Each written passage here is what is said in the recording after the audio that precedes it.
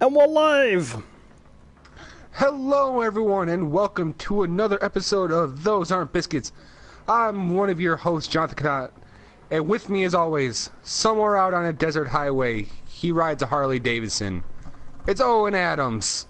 Just call me Owen Gade. Alright. Owen I'm not going Gade. to, but... What? No, come on! You can't call me Renegade, because my name's not Renee. No. I wasn't going to call you Renegade. I was referring to a Neil Young song. No, it was very similar to the setup to Renegade, wasn't it, though? Maybe. We're playing Air Mech Arena, but John didn't tell me that you have to actually win something first to do this, so I have to win a game here first before this. Yeah. So I'm gonna play some, and then we're gonna play together when I've rectified John's mistake. That is not my mistake. I did not know that this was a thing. Alright? Get off my back. How do you go to ground mode? X? No. Here come the Oh, creeps. I So this is don't like a know tower defense game, maybe? It's like a twin-stick shooter RTS tower defense. It's like a bit of everything, right? Yeah. Fair enough. A little bit. Oh god! I think that's a Oh fair- god! Missiles! Okay, so if I fly over this thing, it heals me, right? Yes? Before we started this, right, John said, so why don't you play the first mission, and I can probably carry the show? He said two things. Yes? Well, Good. you immediately started talking, so I was like, alright, fine. Mr. Professional Streamer, go for it, champ. Well, I can't actually talk too much, because if I do, every sort of... this is going to be a problem today for the show. Every, I believe, 7th word out of my mouth today is legally. I'm gonna... I haven't quite got used to it yet, but legally, it is going to be technically obliged to be the word blockchain. Okay. Why? Because, well, okay, I need to refuel. Okay, I really need to know how to go to ground mode. Well, you don't need to go to ground mode to refuel. Do you go back to the ship? Oh, okay, you go back to it. Okay, so, a little while ago, someone asked me if I took donations in Litecoin and Bitcoin, and I don't, because I've never set that up, right? Today I did Right. set that up, and as I now am in possession of a Bitcoin wallet and account, I am now legally obliged to make every 7th word I say, blockchain. It's, Oh, okay. It's well, a fair requirement. enough, yeah. I get what you're saying, yeah. I mean, yeah, that's standard. I have to educate people on blockchain. It's also my my legal duty to now vote libertarian. And also, if I could in some way get involved in child pornography, that'll probably, cap things Whoa. off. Didn't you hear about this? When it was found that a lot of the blockchain things in Bitcoins just have child porn in them? And everyone was like, really? oh, great! Yay! Yeah. I also liked when they found that awesome. after all the stuff about anonymity and stuff, you can just trace the anonymous blockchain stuff back to find people. Really? Yeah. But at the same time, money in it. I went out and Yeah. I wanted to test my wallet. First of all, I set up a wallet, and I went through the process of setting up a wallet, and then I set up a Litecoin wallet. And I read about things. Okay, I'm trying to work out this build queue. So do I build... I read about things. I read about the process, right? And everyone was like, places like Coinbase and stuff is the easiest way to do it, but they can they can fail basically, and then you lose all your money. Right. So you're best off with your own wallet on your desktop. So I was like, okay, I'll do that. And then I went to this site that was like, earn free, like, mini bitcoins for doing surveys. And I just wanted to test how I had it set up right, you know? So I was like, alright, I'll go do this. Put in your receive code. Put in my receive code. This is not a valid Bitcoin receive code. Oh, good. So I ended up using Coinbase anyway. I was like, no one's going to send me any money. Do you know what I mean? Like, it might end up being like Right. $10, you know what I mean? At the end of the day, that's the most I'm ever likely to make from it. I have no idea what I'm doing in this game, by the way. So I was like, I'll just use Coinbase. It'll be fine. Buy. Oh, I'll buy this thing. Oh, I see you go up. Sort of. I'm kind of figuring it. This is a really complicated game you've had me jump in and figure out how to play, by the way. Is it? I didn't think it was Yeah! that complicated. Yeah, well, I bet you did the tutorials, John. You wouldn't let me do them. That's the difference, isn't it, John? You did the lessons. Maybe I did. How do you get to ground mode? It's X. I'm telling you, I'm doing it right now. Right, if it's X, I can't do it. I'm pressing X. I'm flying around as an airplane. There is no X. Do you have to be somewhere specific to go to ground mode, or can you do it anywhere? No, you should be able to do it anywhere. Anyway. So yeah. So I set it up, and then I earned 2 bits, which I've been led to believe is approximately, a millionth of a cent, or something. Like 100th of a cent. But it says, I recommend you play the tutorial for the sake of everything. The thing is, I don't even know what I'm doing. I don't even know what type of game it is, really. This is way too complicated for just jumping in and learning. I know roughly what my goal is. You're at max credits. Use your credits to build units. Okay. Oh, is that what I'm supposed to do? I didn't get to that part of the tutorial yet. John wouldn't let me. Alright, so I fly around and earn credits, and then I go to the build menu, and I use that to build stuff, and then that stuff automatically goes and fights. Is that right? Yes. Okay. Sort of. No, you actually have to pick them up, too, from the base. Well, I know you can pick them up, but you don't have to pick them up, right? They will just run away if you want, right? I think you have to pick them up. Well, I'm making troops and they're just running towards the enemy right now. Okay, well, fair enough, fair enough. And then I just put them down in the middle of a slaughtering ground where they were all killed. That's the idea, really. Hooray!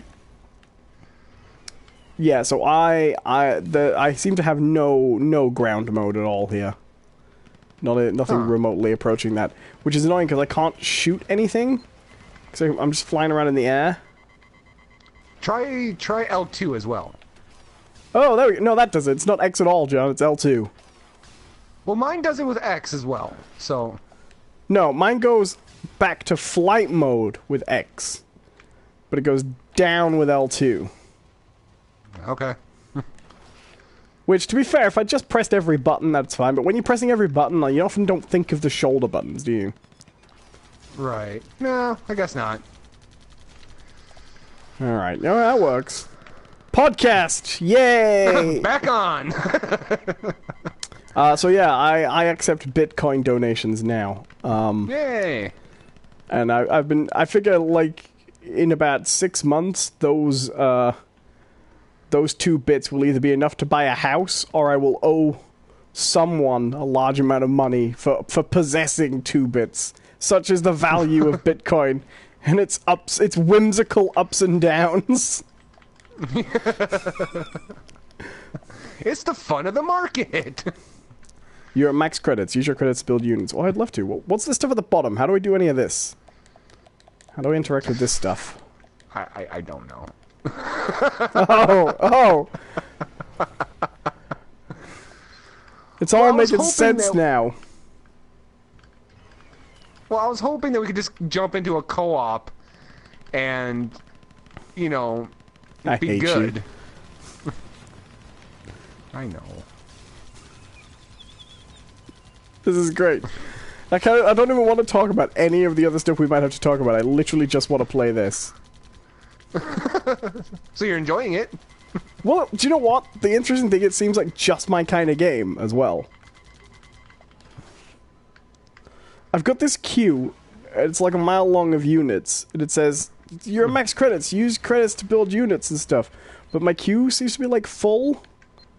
Power sword. Press to clear the build queue. Okay. Oh, I see. Right, let's clear the build queue. Alright, I want to make... what's Guardians? XP boost. There we go, that'll do. This game's so dumb. It is. But I do legitimately enjoy it in a weird way. Well, I think it seems quite fun. It's got a nice combination of all the things I like, which is lots of different genres of games, plus lots of bars you can fill with numbers.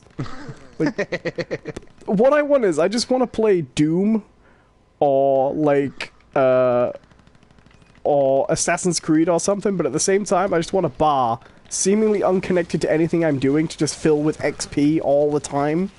And that would be like Oh, my yeah. perfect game, you know what I mean? Okay, can you fire like missiles and stuff? Oh, I'm dead. Yeah, you try R2 as like a secondary attack. Yeah, I'm dead right now.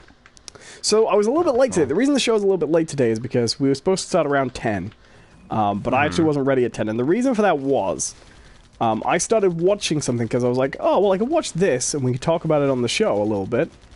Sure. I'm sure that'll be fine. And it turned out to actually be a little... I was expecting it to be like 45 minutes. It was actually an hour, and I was a little late. So I had to... But I watched most of it, so I was like, I might as well finish it up, and then we can, talk about it. I watched the first episode of Netflix's Lost in Space reboot. Oh, is it good? It's... Well, I can only talk about the first episode. I actually thought it was pretty great. It feels to be fairly low budget, because it's quite a claustrophobic... even though it's actually set like in a tundra, the opening episode, it's quite good. One of the most interesting things is it gets going immediately. So it starts with them in space, about to crash, and landing on the place where they are lost. Right? It starts with that immediately. And then Nice. the run up to that is told through flashbacks at sort of opportune moments. You know what I mean? That seems... Does that mean, or does it seem like that's kind of a Netflix style? Sure, Yeah. but for this it really works because it means you get into it immediately, and it also has that thing of that format often lets you kind of set up and get on with a story, but then also build in like an immediate twist. So there are kind of interesting little revelations through that episode and building of expectations. Like, I'll give you a mild spoiler, which I don't want to... Bring it on. It's only a mild one. It's only first episode, but has all the characters. John Robinson. I forget the mother's name because she's. I don't know if they say it in the episode. Penny, Judy, Will. Right, those are your characters, and Dr. Smith. Those are that's your Lost in Space cast, right? I don't know how familiar you are with Lost in Space, the original show or anything. A little bit. Yeah, so I don't need to explain. Is Matt LeBlanc in this? No. How about Gary Oldham? No. In fact, Dr. Smith's a woman in this one. Yeah, I know. It's Parker Posey. Although the way that's done is actually really clever, but I won't talk about that. I would recommend you watch this. I think you'd like it. Although, still, just on the first episode, so I don't know what to go on. My cat is also really climbing on me, so it's really annoying. But one of the interesting setups is, shortly after they crash, the first episode basically is dealing with the repercussions of this crash, right? One person gets trapped in some ice, and the mother's leg gets broken, and, they're all trying to do what they can to survive in this unexpected sudden disaster, right? That's the... Right. And Will, because he's the smallest, his dad sends him to... He basically gives him the job of diving back into the ship to retrieve supplies, basically, because he's the only one who can fit through the gap that's left now, because of how it crashes. And initially his mother's like, no, don't make him go. He's just a kid. But his dad's like, he did the same... He's just a boy. He did the same hazard training as the rest of us. He's a member of this crew, right? And then through one of the flashbacks later on, you find out that Will actually failed the stress training, and his mother had his records changed so they wouldn't be separated, so they would go on the colony together. Right. So that's a running thing with it, which is... I don't know why that's so funny. Yeah, our boy's kind of an idiot, but he's my boy. Well, there is that kind of vibe with it, which is that Will, clearly the whole family's very protective of him, and he doesn't feel like he's up to it, but only his mother knows that, like, officially he isn't. He didn't pass those tests. So that's, right off the bat, that's kind of a nice setup that they build into that opening episode. So the setup is, everyone is suspicious he's an idiot, but his mom really knows he's an idiot. Basically. And they kind of build a kind of complex family relationship into it. So, like, they don't talk about it, but they haven't gone into it in the opening. But Judy, the oldest Robinson sibling, she's black, and the rest of the family isn't. And it's clear that she is either, like, they haven't explicitly laid it, but she's either the mother or the father's child from another relationship, you know? And so Did the mother alter the adultery test? So Penny and Judy actually have this slightly awkward relationship that clearly comes from the fact that she's they're clearly only step siblings or half siblings. You know what I mean? Mm-hmm. That's playing into it a little bit too. And there's a kind of a nice little. They don't overly explain a lot of it. We're obviously going to find out, I think, as it goes. But on top of that, there's a lot in that opening episode, and within that hour, they do a lot with the main plot of the episode's quite simple. Judy's trapped in ice, and they're trying to get her out. Will gets separated from the group, and the mother's injured, and everyone's trying to get things together, and it's how they resolve that first mission. But right up until the end, there's kind of twists about the setup, and of course, the whole way through, they wait till kind of the end of the episode to introduce Dr. Smith. So if you're familiar with Lost in Space, because of course it's a reboot, the whole way through you're going to be going, okay, well, where's Dr. Smith? And Dr. Smith was the stowaway, originally. And originally he was the one who sabotaged the ship. And actually, I don't know where they're going with Dr. Smith, but right off the bat, it's a very interesting story they're working with there. So I actually really liked it. More importantly than that, I think, it looks great. I mean, it clearly looks cheap. Well, not cheap, but it's not a very expensive show, I don't think. Has some nice. Does it have Black Panther level CGI? No, actually, the CGI is very good, but there's only one. Black Panther CGI is kind of disappointing. There's only I would say one major CGI shot in that pilot, and then there's some other stuff that probably is digital, but I think it's composited photography, so it looks like some of the shots of the planet look almost like nature photography, if you know what I mean. There's only one like big action scene CGI, and then the rest it looks like high definition nature photography with sort of composited in. And I'm sure a lot of it, more of it, is digital, but it looks really great. But what they do, and I think part of why the show looks so good is that first episode's very limited in scope. And so what they have to do with CGI is actually quite simple. They just have to make different areas of quite restricted sets look connected in transitionary scenes, And that actually works really well. So I'm pretty impressed with it. It's a bit too early for me to say, oh, it's a really great show, because it could be terrible from here on out, without a doubt. But which is always a risk. Sure, but I would say it's actually. I think it's got potential to be very good. I thought the first episode was very, very strong, and I can really recommend it. Okay. So yeah, go watch it, then get back to me. I'm looking at my on the stream here. I don't know. I think we might have disconnected. Oh, why? How come? I've got my monitored stream going. Yeah, because every time I do, it says unable to connect to server. On YouTube? Yeah. Huh. Well, I'm looking at the monitored stream and it's okay. Like, I'm looking at what I did a minute ago, Like 10 seconds ago. Uh-huh. So it's working for me. Maybe it's just me. Fuzzy says, I reloaded and it reconnected 5 minutes ago. So, well, YouTube's having some issues at the moment with stuff like that. Good. Do you know what's even worse than all this, John? I'm still playing this, and I think it's entirely possible I'll actually lose.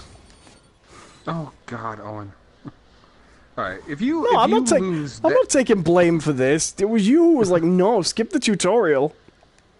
Okay, this is my suggestion, alright? Alright? Here's my suggestion. Shut up. If you lose this, alright, if you lose this match, we can kill the stream and start up again with, like, Fortnite, okay?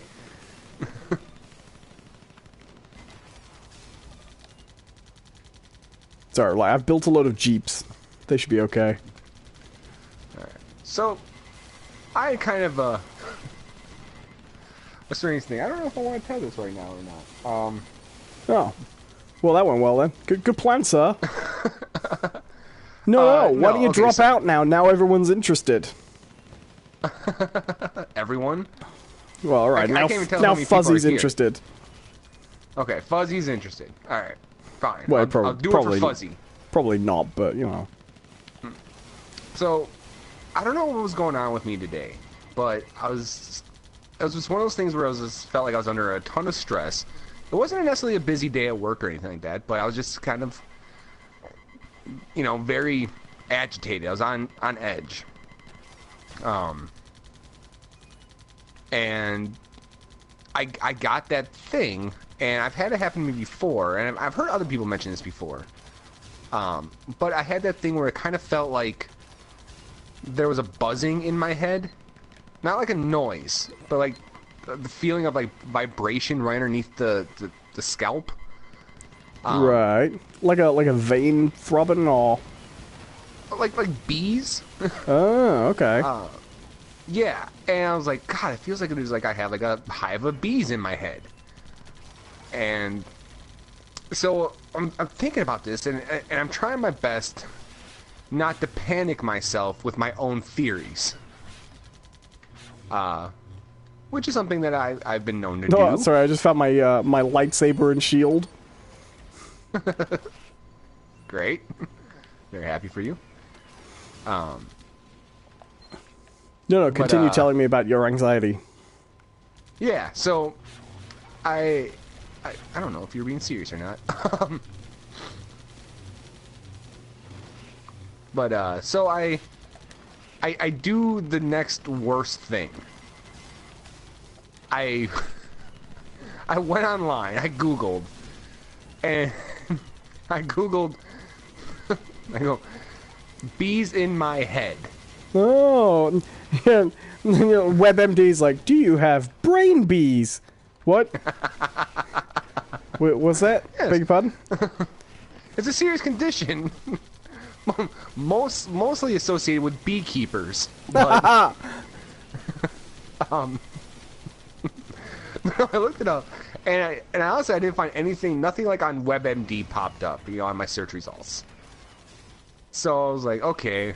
So I kind of looked. I ended up going through all these weird forums, and I was like, okay, let's see what I got. And I came across one that led me down a rabbit hole. Oh, they're always the best. Yeah. So I'm just gonna bring it up here, and I'll just read what I read. All right. I'm really looking forward to this. More than I might expect to be, really. All right, bring it up. Okay, so it was on a forum, I guess, called MD Junction, right? Okay. And it was listed under the agoraphobia section. All right, this is what the person said. All right, I'm having a hard time today. Actually made it to work, but having a heck of a time keeping focused. My mind just wanders too easily. I tried to describe it to my friend of mine today, and the best analogy I can come with, it's like a hive of bees buzzing inside my head.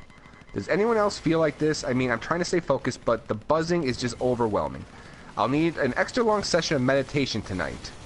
Dare I ask just before, I don't want to interrupt, but I just want to say, is it a very literal buzzing sensation, or is it more of a figurative? No, for me, it's a that's like the best metaphor I can come up with. It just feels like a very, very small but rapid vibration. Right. Okay. So it is a literal sensation, not an analogy for stress. Right. Because I sometimes say, kind of felt like, when I sometimes get overloaded, I'll often say like I feel like my brain is cooking, but I don't feel physically hot. If you know what I mean. So we're not talking about we're not talking figurative. Mm-hmm. I mean, it could be thinking that we're thinking like the same thing. It's just that's how we're perceiving it differently. Yeah, maybe. Yeah. So they did that. I'm like, okay, well, whatever. The very next response is, you said you've been meditating. Do you realize your buzzing is a sound from one of the inner planes? Thanks for the help. It gets better. The fourth level, or plane, has the sound of buzzing bees. Before you get all upset with the sound you are hearing, you might consider that what you are hearing is very difficult to accomplish. And rather than chasing it away, you really ought to try to utilize the peace and wisdom that you can derive from that experience. Guys, I've obtained a higher level of knowledge. I've reached the dimension of bees. The third eye in the center of his mind just opens, and swarms of African killer bees emerge. Feel my zen. Bees! I have become one with the elder bee god. I shall sing the song of one of his 7 mouths, and I shall begin the end of the world. And his bees come pouring out of the mouth. Still a Lovecraftian horror. And this is after one workplace mindfulness session.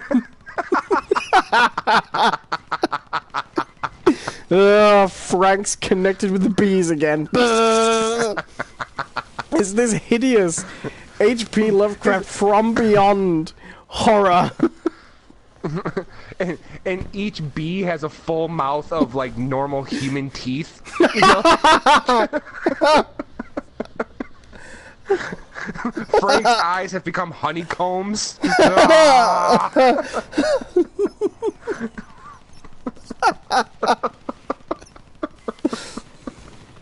Like, Jesus, Frank, take a day. Bah! But on the other hand, you know, he's so much more relaxed at work than he used to be.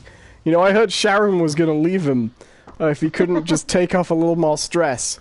Oh yeah, what happened to Sharon now? Oh, he had her suspended with wood pulp from the ceiling of his house. She's now impregnated and delivers his young 30 times a day, where they're allocated to perform a series of tasks around the house. They emerge from the sacks they have developed under her arms. And to make sure that they're not crushed, he has suspended her in a crucifix position. But they're still together, right? Save my marriage.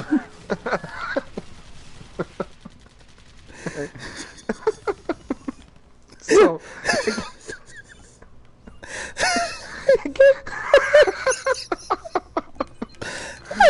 all right, Frank, this is the 3rd time I've had to talk to you in my office. Look, you can't rend the flesh from the lesser beings, or as we like to call them, the food and beverage employees.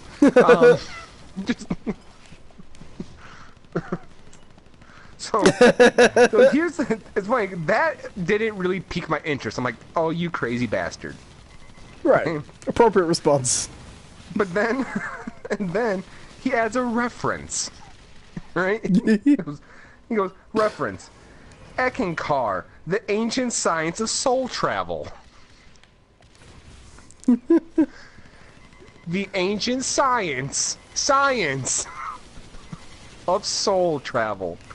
So I'm like, huh, what the fuck is Ekankar? And now I will bring up...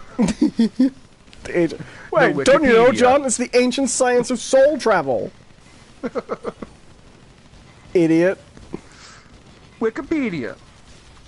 Ekankar, meaning co-worker with God, which kind of makes me laugh. Like, I imagine taking like a 15-minute smoke break with gods. Hey, God, hardly working, or working hard, or hardly working. Just, can you believe that they raised our health insurance premiums? Come on, right? Jesus, I mean you, but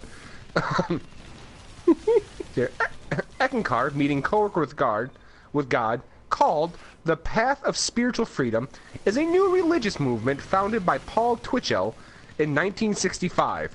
Oh, it is a non-profit the ancient the ancient science of soul travel, established in 1965. 1965, yeah.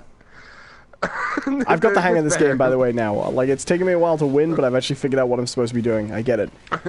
Claim the buildings, put turrets down. Yeah. It is a non-profit religious group with members in over 100 countries. The spiritual home is the Temple of Ek. Can I just say, by the way... in Chanhassen, Minnesota. Can I just say, when you have to define that you're a non-profit religious organization, you're making a lot of money. Oh, Somewhere. yeah. Oh yeah. So I kind of scroll through here, and the Wikipedia honestly is not very interesting, but I did come across something that made me go, huh? And I'm trying to here. Okay, here we go. This is a quote, all right, from writing an introduction to new and alternative religions in America. David Christopher Lane observes, this lineage, known as Vairagi masters in Ekankar, allegedly traces his genealogy back through some 970 living Ek masters to Rama, an avatar of Vishnu in Hinduism. Okay, so they have, you know, ties to Hinduism in this, fair enough, right? In other versions, though, the teachings go even further back to Gakko, a spiritual essence that traveled from the city of Retz on the planet Venus to Earth 6 million years ago. Alright? In addition, Sudar Singh and Rebazar Tarzas are not genuine historical personages, but literary inventions developed by Twitchell to conceal his past associations. You mean lies? Yeah. New identities, you mean? Is what we call those. I'm gonna do that. Hey, no, I'm sorry. No. I didn't change my name to get off a register. Who comes from Venus. I didn't change my name to get off a register. That was a literary invention. Well, I just love how everything like is referred to as this, like, Ek. It's, let's see here. Let's see. What was I looking for? There are few personal requirements to be an Ekist. However, certain spiritual practices are recommended. Chief among these is daily practice of the spiritual exercises of Ek for 15 to 20 minutes. The most basic Ek spiritual exercise is singing the word who. So I just, who are you? Yeah, I hear I hear the Who mastered it years ago. Right, they even named their band after it, you know? But Owls, guess who? They weren't quite on board. too, very spiritual in the arts of Ek. But it's just that word, Ek. It really sounds like he like had a coughing fit, getting the last bit of that phlegm out. Just, hey, I should start a religion off of that. Oh, it's atrocious. Oh my god. Just... It's tough because, like, at the best of times, it's worth mentioning, I'm not a huge fan of any religion, you know? Mm-hmm. But I like to think that even I, religious person that I am, can make some distinction between long-standing superstitious beliefs that become traditions and faiths and charlatans. Right. Just making shit up. Okay, let's see here. Worship. Ekankar emphasizes personal spiritual experiences as the most natural way back to God. These are attained via the spiritual exercises of Ek. Ekankar offers a spiritual exercise of the week on its website. Oh, okay. Let's find out what this week's spiritual exercise is. So did you actually find? Did you check? Or are you going to check it out now? I'm going to ekankar.org, which the first thing you say is the adventure of a lifetime. That's the same thing that they say for the army. Like, join the army. It's an adventure. Maybe that's ultimately where this will lead. Like, it's a front. Do you know what it turns out the greatest spiritual attainment is? Killing people for the state. I can request a free book. Alright, here we go. Spiritual exercise of the week. Self-protection. The teachings of X suggest that a swift chop to the thorax will incapacitate most enemies. Here, to protect yourself, you must remember two principles. One, never believe that you will be harmed by anything or anybody because you are ageless, eternal soul.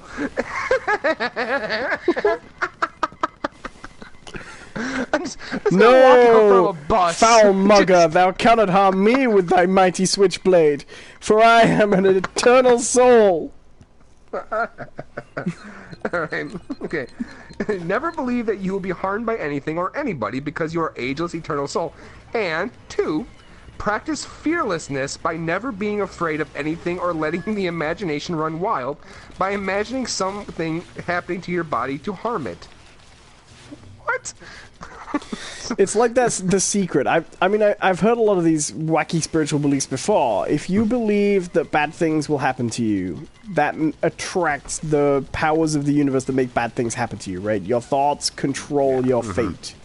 It's a surprisingly common belief. You know the guy who wrote I've forgotten what it's called. There's a guy who wrote a book about how to make money, and I wish I could remember what it was. It's a really famous early manual on it, and he did lectures and things like that. He's got all these books about perseverance and things like that back in the day, from like the 1930s. Really, really early books on the subject. I wish I could remember what it's called, because as soon as I mention it, you'll know it as well by name, and because it's that famous. But what is that? I think I actually do know what you're talking about. He spiritually believed that you come to money. If you just think rich, money will come to you. If you believe you will be rich. But he doesn't mention it in his book. Early on in the book, he says that there's a secret to all these lessons that he's not going to tell you because you have to deduce it for yourself. But then he also did this other book where he just told you. And he had in an earlier version of the book, he just said it, and it is basically the same as, The Secret, stuff like that. Visualize yourself having money, and you will eventually have money. A lot of people believe stuff like that. Okay, so I wasn't done with the exercise of the week. Oh no, go for it. Hello to Sinister Minister, welcome. 3 techniques for self-protection are: 1. Place a reversed mirror in front of you, which the adversary's psychic self can see but cannot withstand. 2. Place a white light around yourself. And 3. Start talking in a normal voice, telling your adversary that he isn't acting according to the laws of human decency. You aren't acting. That's going to really work really well, isn't it? Give me a wallet! You aren't acting according to the laws of human decency. John probably would work. This guy's a freak! It's like, you, sir, are not being decent as a human being. Now please wait as I grab this reverse mirror. Huh? But you can't stand it. Do you know what they say? I've heard lost my phone today. I know people like you and they want to talk to you. Jesus, John. Lies.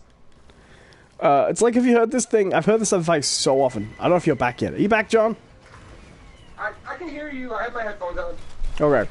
So, have you ever heard this advice they give? I've heard this so many times, and I often think it must be bullshit, because it seems like really terrible advice for me. But the amount of times I've heard people tell me this as if it's like ironclad truth. But have you ever heard this advice that if you're being mugged or you're in a confrontation where you feel like you're where you're in a life-threatening situation like that, although I know most muggings aren't life-threatening necessarily, but you know what I mean. Right. Someone's threatening you with bodily harm.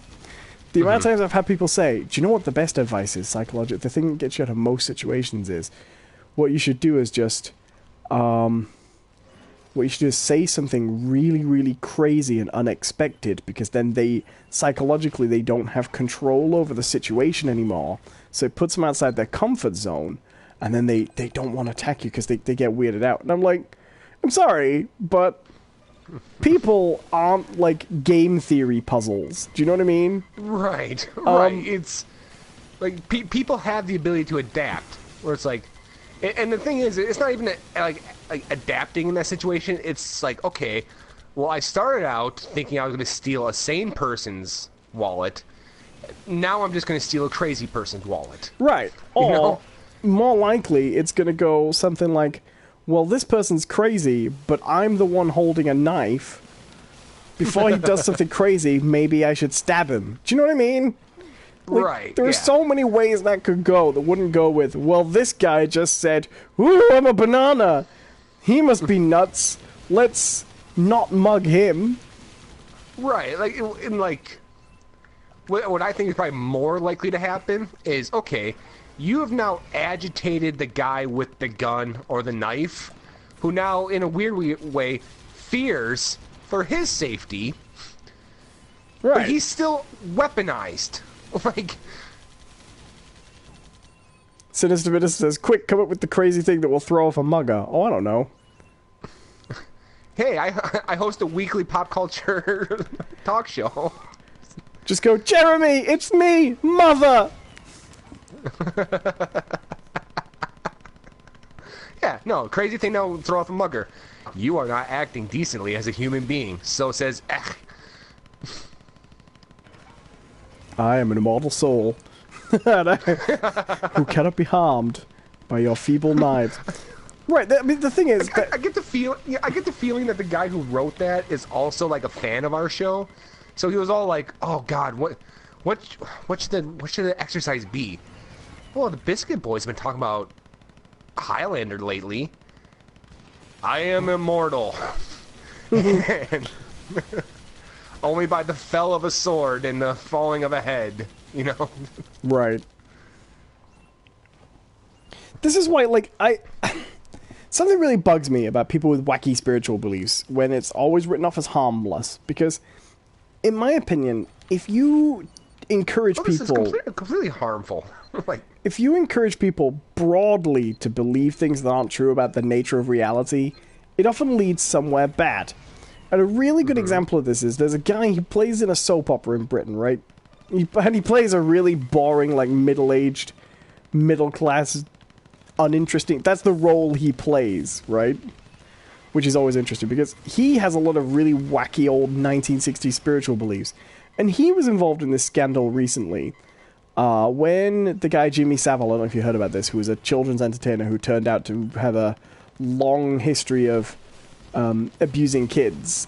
of course. And he used his celebrity to advance that, and there was a lot of suspicion that it was kind of very well known in certain circles. Do you know what I mean? So it was quite this scandal. He came out and said, all this, witch hunt over, like the real crime over all this witch hunt over celebrities abusing underage people in the 70s and stuff like that, because this led on to a lot of other accusations and things like that.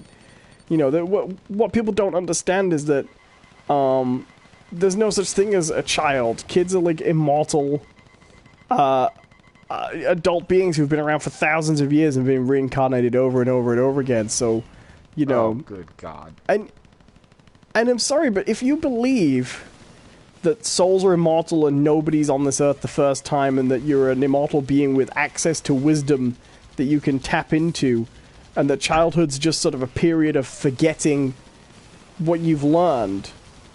What's the point of a kid's show? Well, sure. But that also makes complete and total sense as well. That's the problem. If his beliefs were true, he'd be right. That's why you can't encourage people to think shit like that. Right. Because it's not the nature of reality. So I'm looking more at the Ekankar website. Okay. Right? And one of the categories is Who, H-U, a love song to God. Now, are we talking like 70s Motown love song to God? just Barry White. Oh baby, God, I've been searching for you for so long. Who stands next to me? Who I always like the idea of lay like down in my bed? Who I do always like the idea of Turn like off the genuine lights. sexual love songs towards God. Like I always want to be like, baby, God, you're omnipotent. That means I'm already inside you. and you're inside me. Be gentle. Normally, I'm not really into that, but But just for this you, once. God,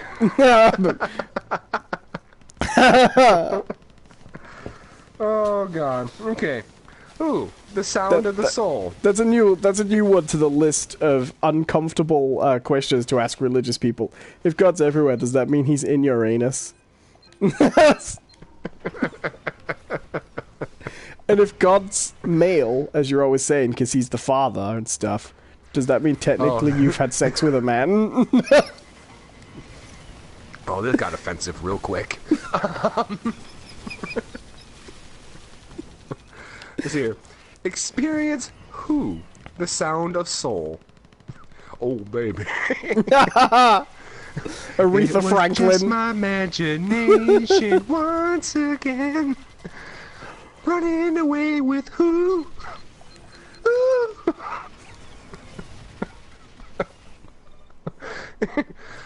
Who is woven into the language of life? It is the sound of all sounds. It is the wind in the leaves, falling rain, thunder of jets, singing of birds, the awful rumble of a tornado. One of these things is not like the other. One of these things just doesn't belong. Its sound is heard in laughter, weeping, the din of city traffic, ocean waves, and the quiet rippling of a mountain stream. And yet, the word who is not God. It is a word people anywhere can use to address the originator of life. Yeah, kind of figured that one out, you know. It's not like God, the love song to God. You know, I kind of worked that out. Sinister Minister says, I've heard them scream God in the heat of the moment. I didn't know God was there. We know... Oh, God! Yeah, what? You know that religious cult, the Family? The ones that used to lure people in by recruiting attractive women and sending them out to pick people up, pick strangers up. They were like a Christian sex cult. Do you remember that one? I mean, Charles Manson? No, not the Manson family. There's a cult, and they're called the Family of... I think they used to be called the Family of God. They used to recruit people by like... They used to recruit people by recruiting attractive women, then sending the attractive women out to promise to have sex with people to bring them in. They were quite a famous cult for a while there. But their religious beliefs are really, really funny because they believe that because God created sex, right, and sex itself is like a spiritual act, right? So when you have sex, you are having sex with God. They believe that, right? But they also believe that being gay is wrong, right? So, if being gay is wrong, and God is a man, and when you have sex, you're having sex with God, right? That means that that can't be right, right? So, their official doctrine is that when you're a man and you're having sex, you should be pretending to be a woman.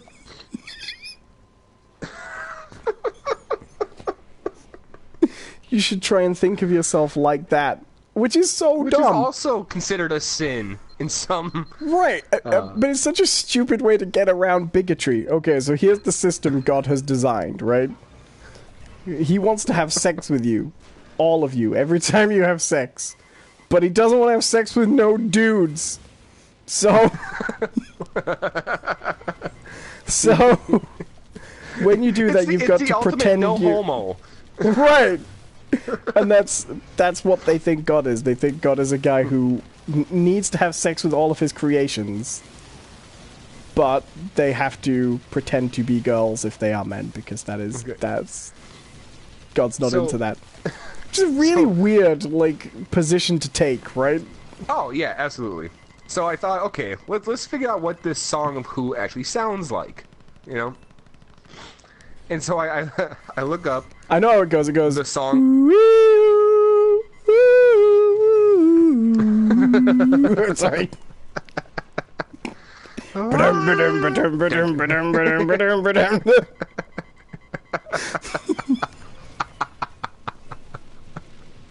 actually thought you were going with Immigrant Song there for a second.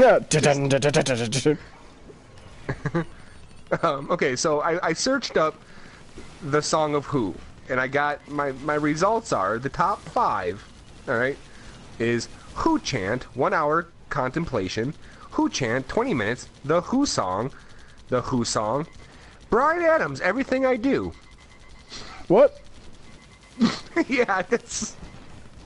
And then, whoa, there it is. And then Who Chant 15 minutes. Wait, Brian, is that like one of their official? I don't know. It's just what came up. All right, so I'm going to. Maybe you're gonna replace all the words with who though.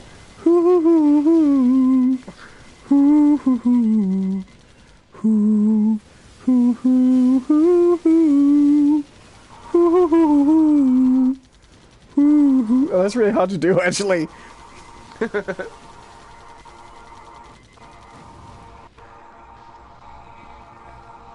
Well, I figured out where the buzzing of the bees came from. So this is the song of Who.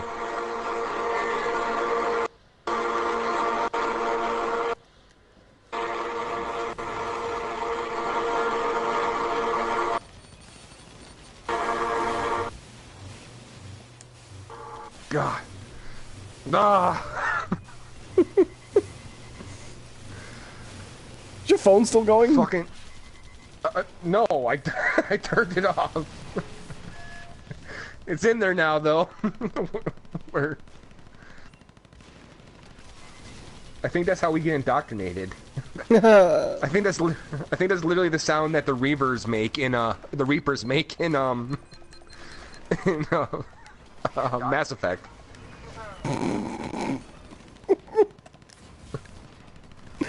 Maybe that is Mass Effect.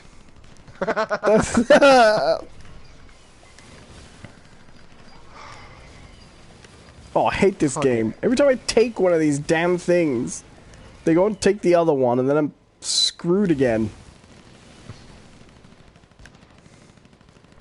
I have to win one of these for us to play co-op. John and I, if you're watching and you think John and I are playing together, by the way, we're not. I have to win one of these before we can play co-op. And it's this endless war of attrition.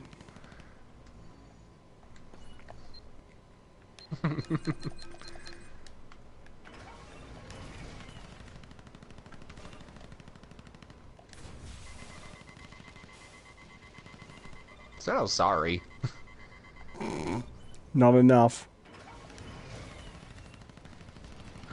Sister Mistress says, "No, I don't want to be the girl." Oh, you're the girl. God said so. Well, no, because you still... Well, that's actually that's a great question as well, right? If being gay is a sin according to them, and so if you are having sex with God, you've got to pretend to be a man. Wouldn't gay people be okay if they both just pretend... So you've got to pretend to be a woman. Wouldn't gay... Do you know what I mean? Wouldn't that be cool if they just both do that? I get exactly what you're trying to say. But then religious people, they find new and interesting ways to create arbitrary restrictions over normal human behavior, so... Right. But yeah, no, they're interesting. I'm going to see if I can remember what they were actually called. I remember they used to call it... Yeah, let's go with that. Interesting. I know they used to call it, when they used to send women out to recruit new members, they used to call it flirty fishing. Oh no, there we go, they're not called the... Oh no, yeah, Family International, the Children of God. Mm-hmm. They're really strange people. Yeah, kind of sounds like it. I believe they were the ones who also, like, led the rally against barcodes, you know? That era when people thought barcodes were going to be the sign, the number of the beast. Yeah, I think they were very, very deeply involved in that. Good times. I remember those days. What I want to know is how long did it take them to get their shopping done?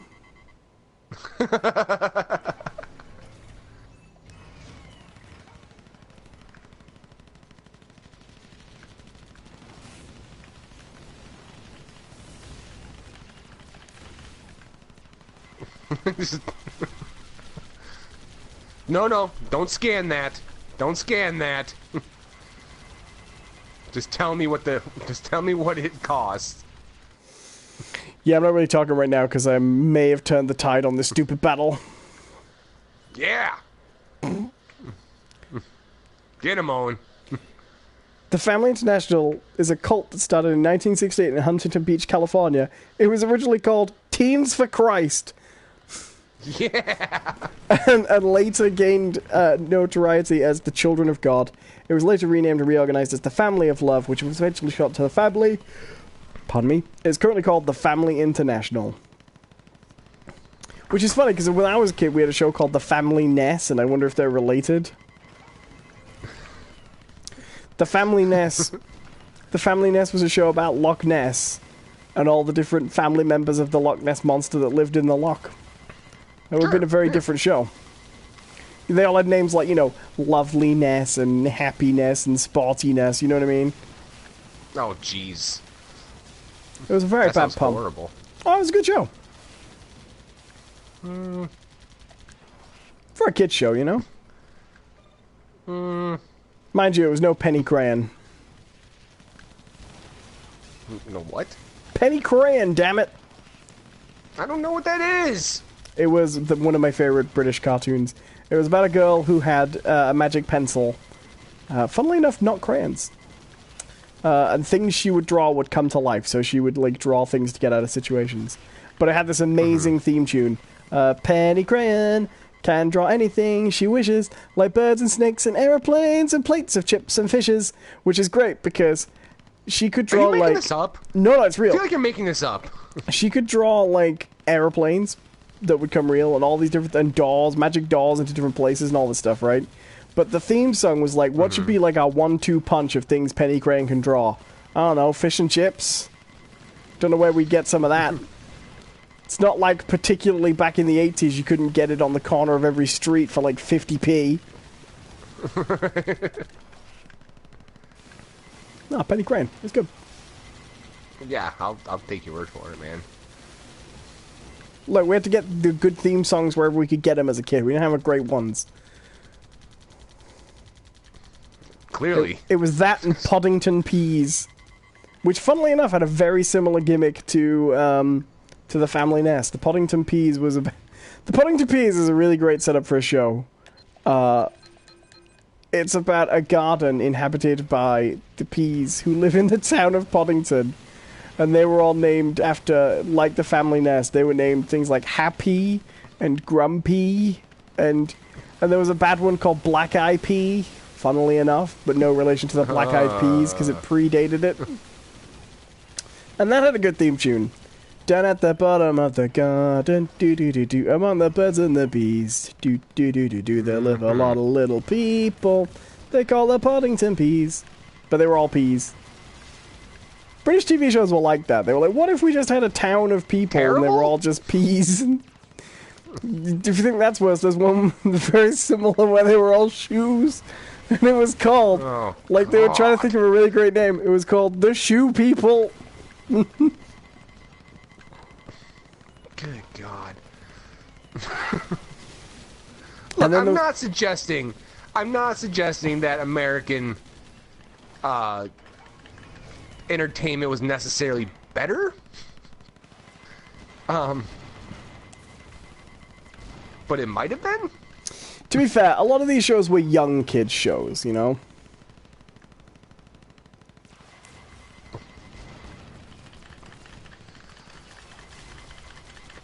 I can't get past this damn blockade of turrets here. Ugh.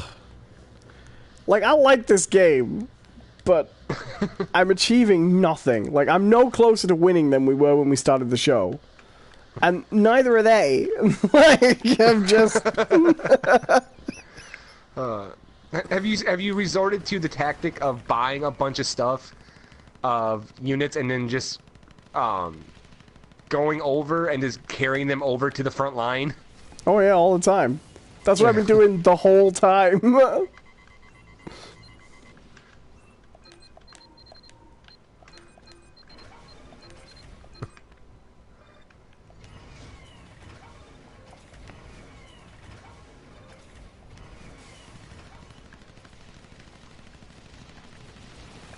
Yeah, let's take back the same thing I've taken back about 5 times now. This will be fun.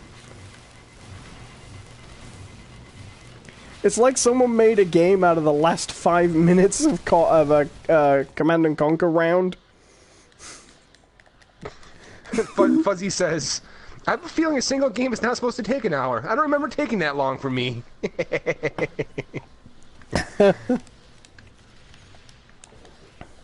I mean, I'm holding off against them, which is nice, I guess.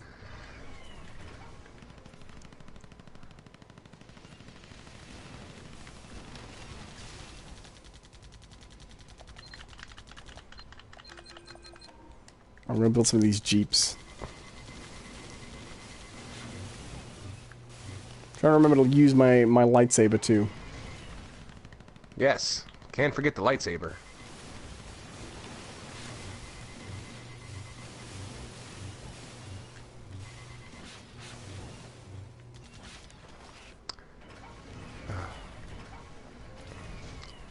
So I don't know. I guess I can talk a little bit, I guess, about my experience with Bloodborne, right?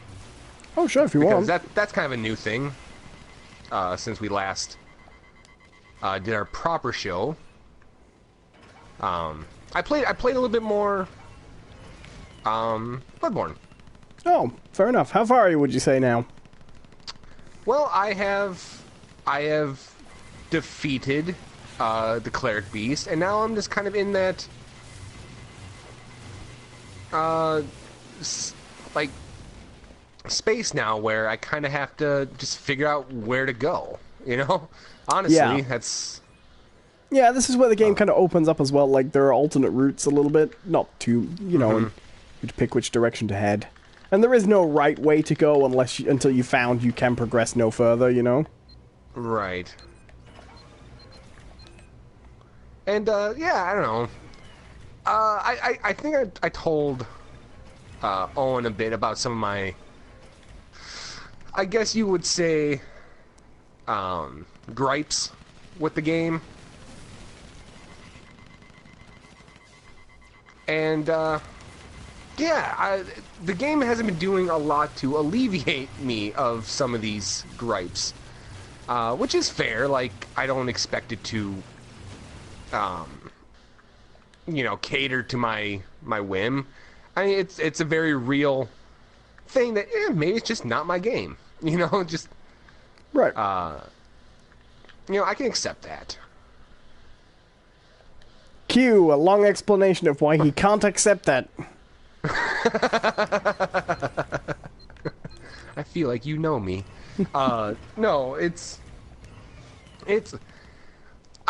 I'm not big on grinding to begin with, like, which is weird because I have a strange love for like JRPGs, which have a ton of grinding in them. There's just something about this type of grinding that has been bothering me, and I think it's the fact that in a lot of JRPGs, like I've been playing Persona 5, and you know, I'm a fan of the Final Fantasy series and all that fun stuff. The difference is that, like, I feel like with a lot of JRPGs, you can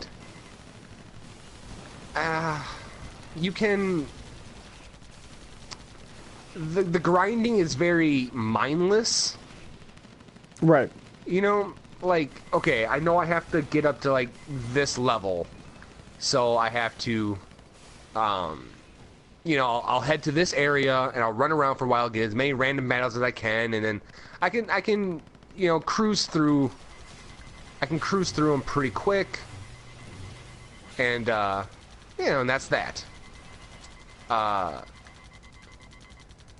This, though, on the other hand, like, I don't want to say, like, oh, it takes effort, but it has that thing of, like, oh, I can just fuck up.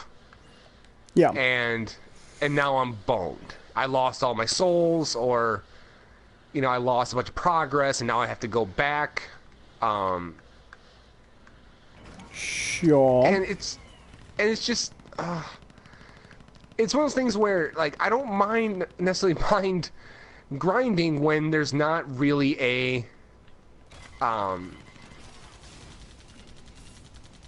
when there's not a, like, threat.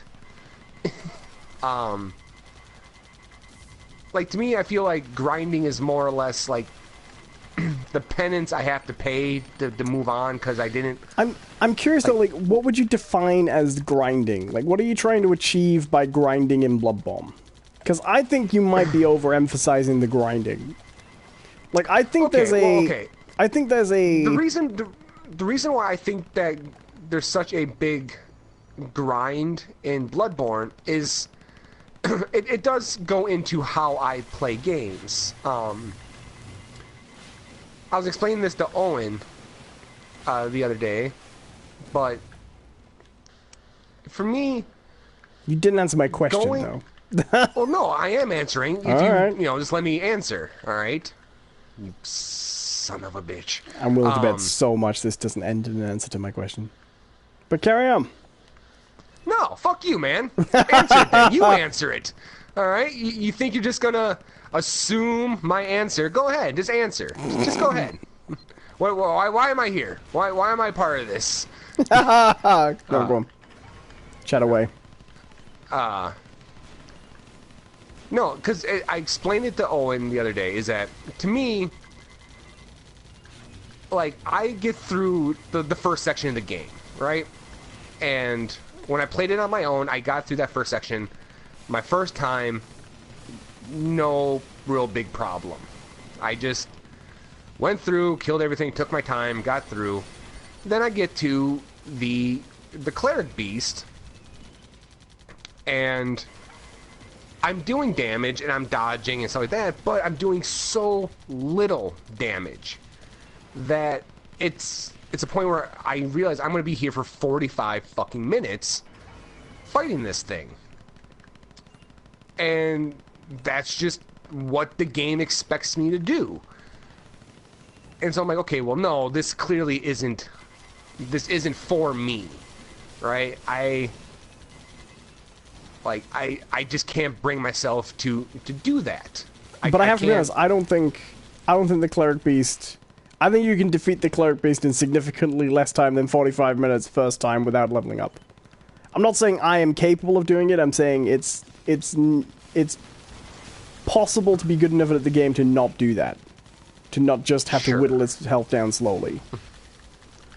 That might be all right, but when I got there, that wasn't what was happening for me. Okay. So to me, it's like, okay, well, obviously my goal here is to. I'm gonna have to go level up. I'm gonna have to level up so I can do this fight quicker. And you know, and this is personal. This is you know, me. This is how I play games. Sure, like, but the problem with doing that in a Souls game... You're not going to convince me that I don't like to play games this way, Owen. No, that's not what I'm saying. But the problem with taking that as the solution to the problem you're encountering in a Souls game is that leveling up in Souls doesn't level you up like in a JRPG. It doesn't give you that boost of, okay, now I feel stronger. And it's not supposed to. Then why is it there? It's a very small incremental upgrade, and you do need it. So, like, towards the end of the game, you know, if you went into some bosses towards the end, you know, you'd be slaughtered. So your explanation of this is that it's not supposed to make you stronger, but you need it by the end. No, my explanation of this is... That's exactly what you said. That is exactly what you just said. No, that's not what I said. I said it doesn't make you feel... Oh, yes it is. Yes it is, Owen.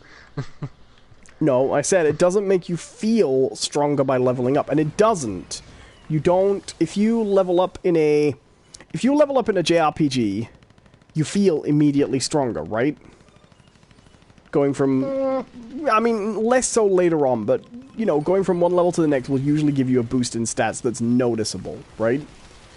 Bloodborne doesn't do that, and the Souls games don't do that. You don't get a...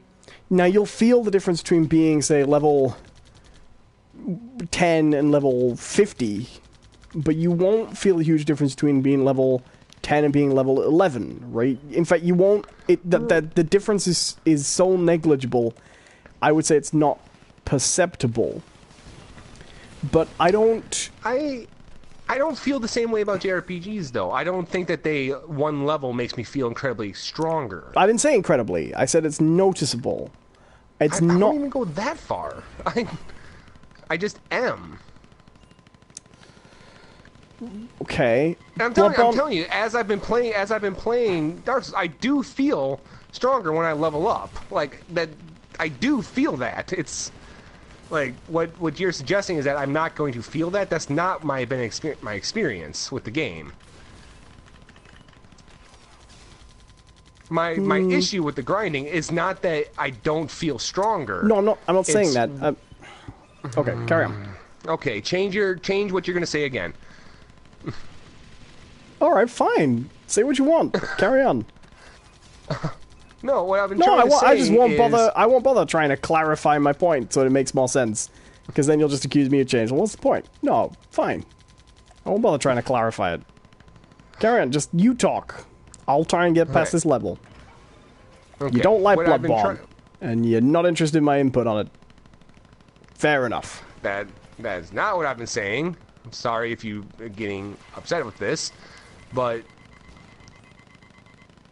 what my experience has been, what I've been trying to say, is what I don't necessarily like about the grinding in this is, while I do feel stronger, and I feel a noticeable change after a few levels, what I don't particularly care about it is that I'm going through these same sections over and over again, the build XP and souls, or get souls, I should say. And there's this whole aspect of blowing it at a certain point and having time spent just wasted. Right? That's what I've been enjoying. Because it's like a banking system, essentially. Right. You get to your checkpoint, you're supposed to bank your XP, and then that's, to some extent, if you want to level up, you're usually going to be doing some combination of falling back. You're either going to progress forward to the next checkpoint, or you're going to fall back some distance. And if you fall back, hitting the level up point again is going to involve respawning your enemies. And like, I guess another thing for me, since I have now got past the Cleric Beast and the things have opened up, this happened to me just the other day. I decided to play a little bit. Is that okay? So now I'm exploring around and I'm trying to move on to the next area. I don't really know where I'm going, so I'm like, that's fine. That doesn't bother me so much. I can wander. But what did happen to me is I kind of wandered to a point where I'm like, oh wait, where exactly am I? And I ended up dying in a really dumb way. And what that means is I've lost all that time because I just cannot figure out where I was. Like, I don't know where I was. Right. So I can't really go back for my souls. So all that progress is lost. And so in the process of progressing, I lost all my progress. And that seems like such an unnecessary level of difficulty, and not even like a difficulty thing. It's just an annoyance. It's like, okay, I don't intend to like sway people away from their Souls games. I get it. People like them. They like them for very specific reasons, and that's cool. Like, that's fine. It's just, I think that there's some people really don't. I get the same feeling with Souls, especially like fans of Soul games, as I do with fans of WoW or certain games, you know, that have really, really passionate followings. And it's like, okay, there are some design flaws here. There's some questionable decisions being made with this game, and no one is really willing to really examine the game that way because of a fandom, and it's just kind of frustrating to me. But what you see as a design flaw, most people see as, well, I say most people who like the game see as the specific gameplay loop that they like. That's fair.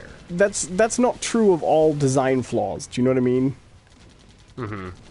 Like, I don't like the fact that Resident Evil, the original Resident Evil, makes you save with those typewriter ribbons, and you can run out of typewriter ribbons and end up completely fucking up your game, right? I don't like that. But that's a feature of the game that's supposed to make you plan in advance how many saves you're going to use and where and when, right? Okay, yeah.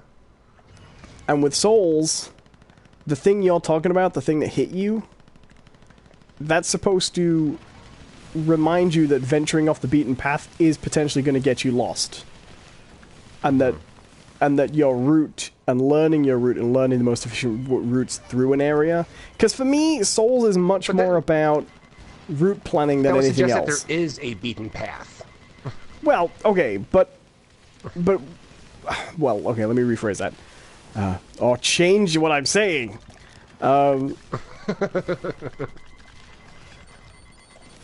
Moving ahead thoughtlessly without remembering the way you've come is... So, for me, the thing about Souls games and the thing about Bloodborne, the big defining factor of them is the game doesn't want you to do anything thoughtlessly and still win. Do you know what I mean? And so, the ultimate goal is, I think, with every decision they make, I don't think it is to be difficult, because I think once you fall into the game's groove, it stops being difficult. It can be repetitive and it can be slow, and I can understand people not liking that, but it's usually not that tricky if you prepare most of the time. It does occasionally throw things at you that are unexpected, but what it wants you to do is approach every situation fully engaged, right? And that's not for everybody. Absolutely, right? And it's normally not for me. But what you're describing as a design flaw specifically, and for example, you can make a lot of progress and find that you suddenly lost all your XP because you went too far ahead, things like that. I don't think that is a design flaw. I think that's very intentional. I think that's a very, very intentional part of how they want that game to feel. In the same way as... In the same way that Resident Evil can leave you without ink ribbons. I guess to me, though, like what I've long kind of had a problem with when it came to Souls games, or just the idea of them, it was the ambiguity, right? Right. Like, to me, when you say, like, oh, well, the game wants to punish you for not thinking things through, okay? Or you will be punished if you aren't thoughtful about what you're going to do. Well, not necessarily in the sense of planning out, but if you aren't engaged with what you're doing. Okay. I guess my thing about that is it doesn't really give you enough context clue or anything to suggest what I should be doing here in order to be thoughtful about it.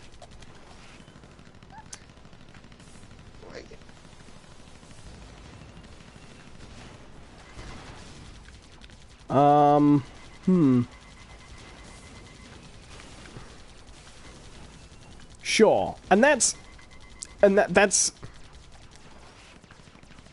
the... I don't know. I guess for me that's like the initial... It's a challenge of the game that it is just going to throw you in and let you go. Dark Souls does that as well. Demon Souls does that as well.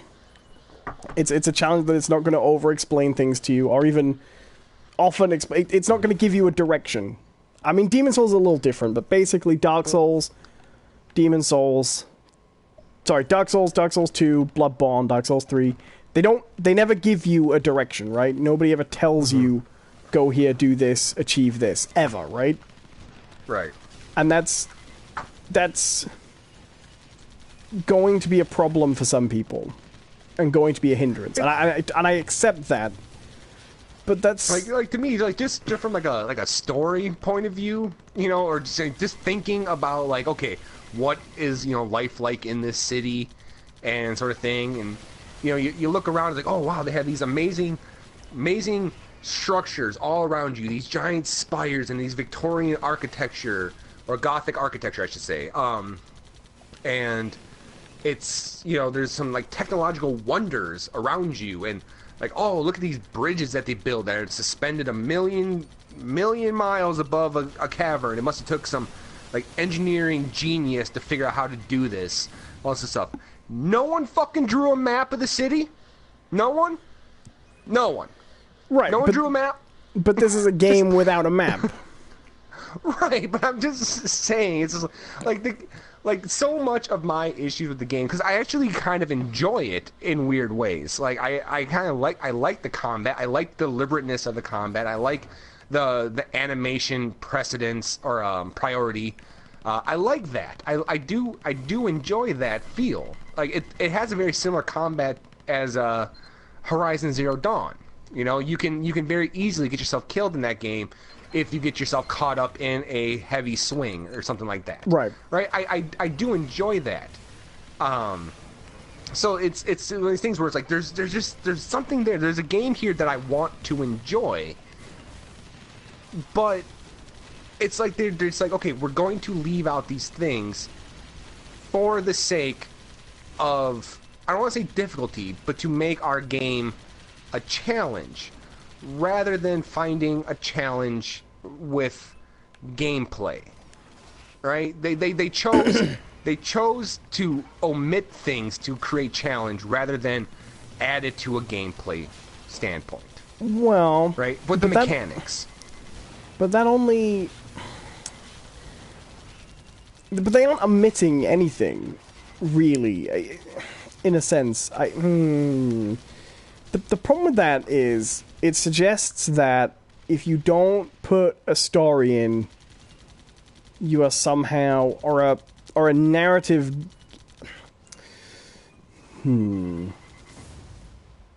See, I just see this very, very differently. I don't see that I'm not even suggesting like they need to tell me where to go. Like I don't even need that. I don't. No, even I get go, that. Hey, you need to go here.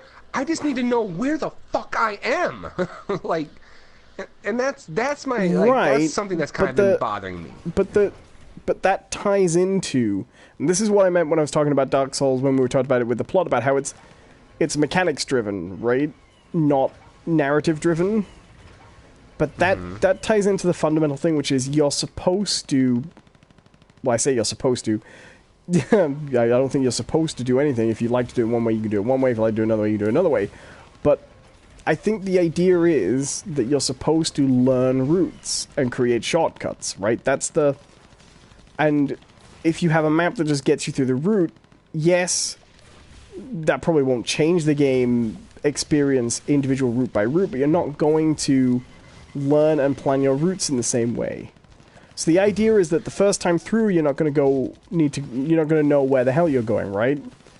But as you're going to die a lot, because that's built into the kind of loop of it, you're going to learn through those paths, and then after fighting through a section that might be very challenging, you're going to have to up your game to get through maybe a tougher section that you've never hit before. But the reward at the end of that isn't necessarily a better weapon or more XP. It might just be a ladder that leads somewhere, so the next time you come through, you're going to cut that whole section off, right? Mm-hmm.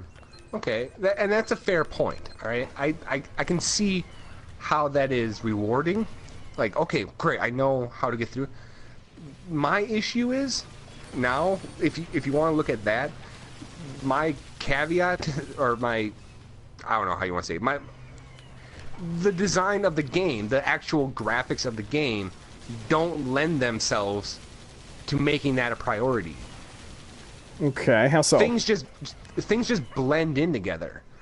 Like the whole, like, as of right now, as where I've been playing and a lot of what I have seen of the game, everything is very brown. It's very brown and gray and drab, and nothing really sticks out as a path. So I can go through an area. But why does that? Why does that change what I said? This is what happened to me. You because what it means is, like, we were actually talking when it happened to me yesterday. Or was it yesterday or the day before? Anyways, I killed the cleric beast, and I was like, okay, well, now where do I go? And it took me like 10 minutes walking back and forth across that bridge, trying to figure out, okay, well, do I go down here? Do I go back down to the sewers? And where all of a sudden I just kind of, I rolled to avoid getting attacked. I'm like, oh wait, there's a staircase here? And it's not even clear. Even when I'm staring at it, I'm not even sure if it's a staircase or just a platform I can walk off and die. Right? Like, so much of that, like, to me, it feels like, okay, because they haven't done enough to illuminate your paths, you know, I'm not even saying, okay, make it glowing or add, you know, fireflies that you can follow or lanterns or you know, whatever. Just, but, you know, there's like a technical thing about, okay, like, think about old school cartoons, right? Where you have the matte painting of the background and then the animation laid on top of that, right? Remember how it always looks a little different, and you always knew which tree was going to break, which branch was going to break on the tree, because it wouldn't be an oil painting. Right. Everything in this game looks like that matte painting, so much of it looks like stuff that you just can't interact with, and by chance, it seems like you come across it. Like the mechanisms, the open gates. I walked past one mechanism to open a gate like 100 times before I happened to have my camera angled in a certain way that I saw the shadow of a lever. I was like, oh wait, that's a lever I can pull? That to me is frustrating. My only problem with this is that that wasn't my experience with the game. I just didn't have a problem with that. Like, I didn't have any problem finding that... Owen, I'm blind! Like, I know what staircase you're talking about on the side of the bridge. It's a little one, and then it loops round as you go through the whole route, and then there's one the other side that you can't get up, right? Right. Opposite. I know exactly what you're talking about. I never had a problem finding... It's the one that leads down, and there's a guy in the chair with the gun. Right, and there's the room in the dark. I couldn't understand why you couldn't see what you were doing in there. But that is specifically a room in the dark, so... I just didn't find the game like that. I didn't have... Like, I would sometimes have trouble finding which way I'm supposed to go. But I didn't have trouble, like, finding levers or seeing paths. I could always see a place I could walk down. It might turn out to be not the place I was supposed to walk down, you know? But I just didn't have that experience with it. So I can't speak to that, I suppose. I don't know. Like, okay, like I feel bad because it feels like I know it sounds like I'm really ripping on the game. Like, and I don't mean to, because like I said, I have actually been enjoying parts of it. And it's enough to make me want to keep going for a while. I just have this feeling in me because I don't know. I'm just not a patient person. Actually, I know I'm not a patient person. That some of these annoyances of mine that I've been having aren't going to be alleviated like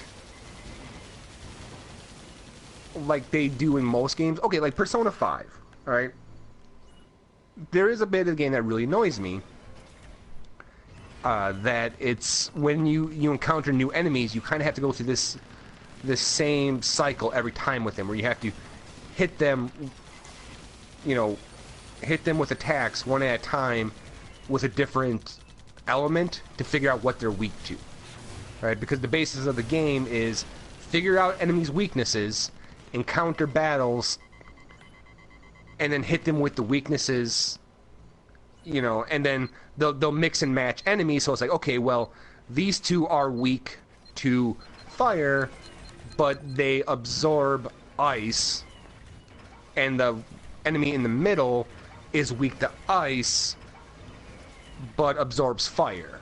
So you have to do this thing where, okay, well, I can hit them with a fire attack that hits all enemies and give this one particular enemy health back, but it kills these two, or I can go one at a time, but it uses more mana.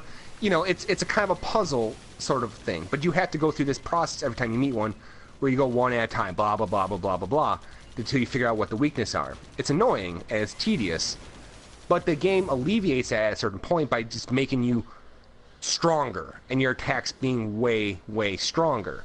So even as I'm going through this process, I'm still doing damage, and it's, you know, I'm still achieving my goal of killing the enemy, but I'm not hitting the weakness yet. So it eases up that annoyance at a point. And I'm getting a sense of this game that my annoyances aren't going to be alleviated, and I'm worried about that because it sucks that I actually want to play this game.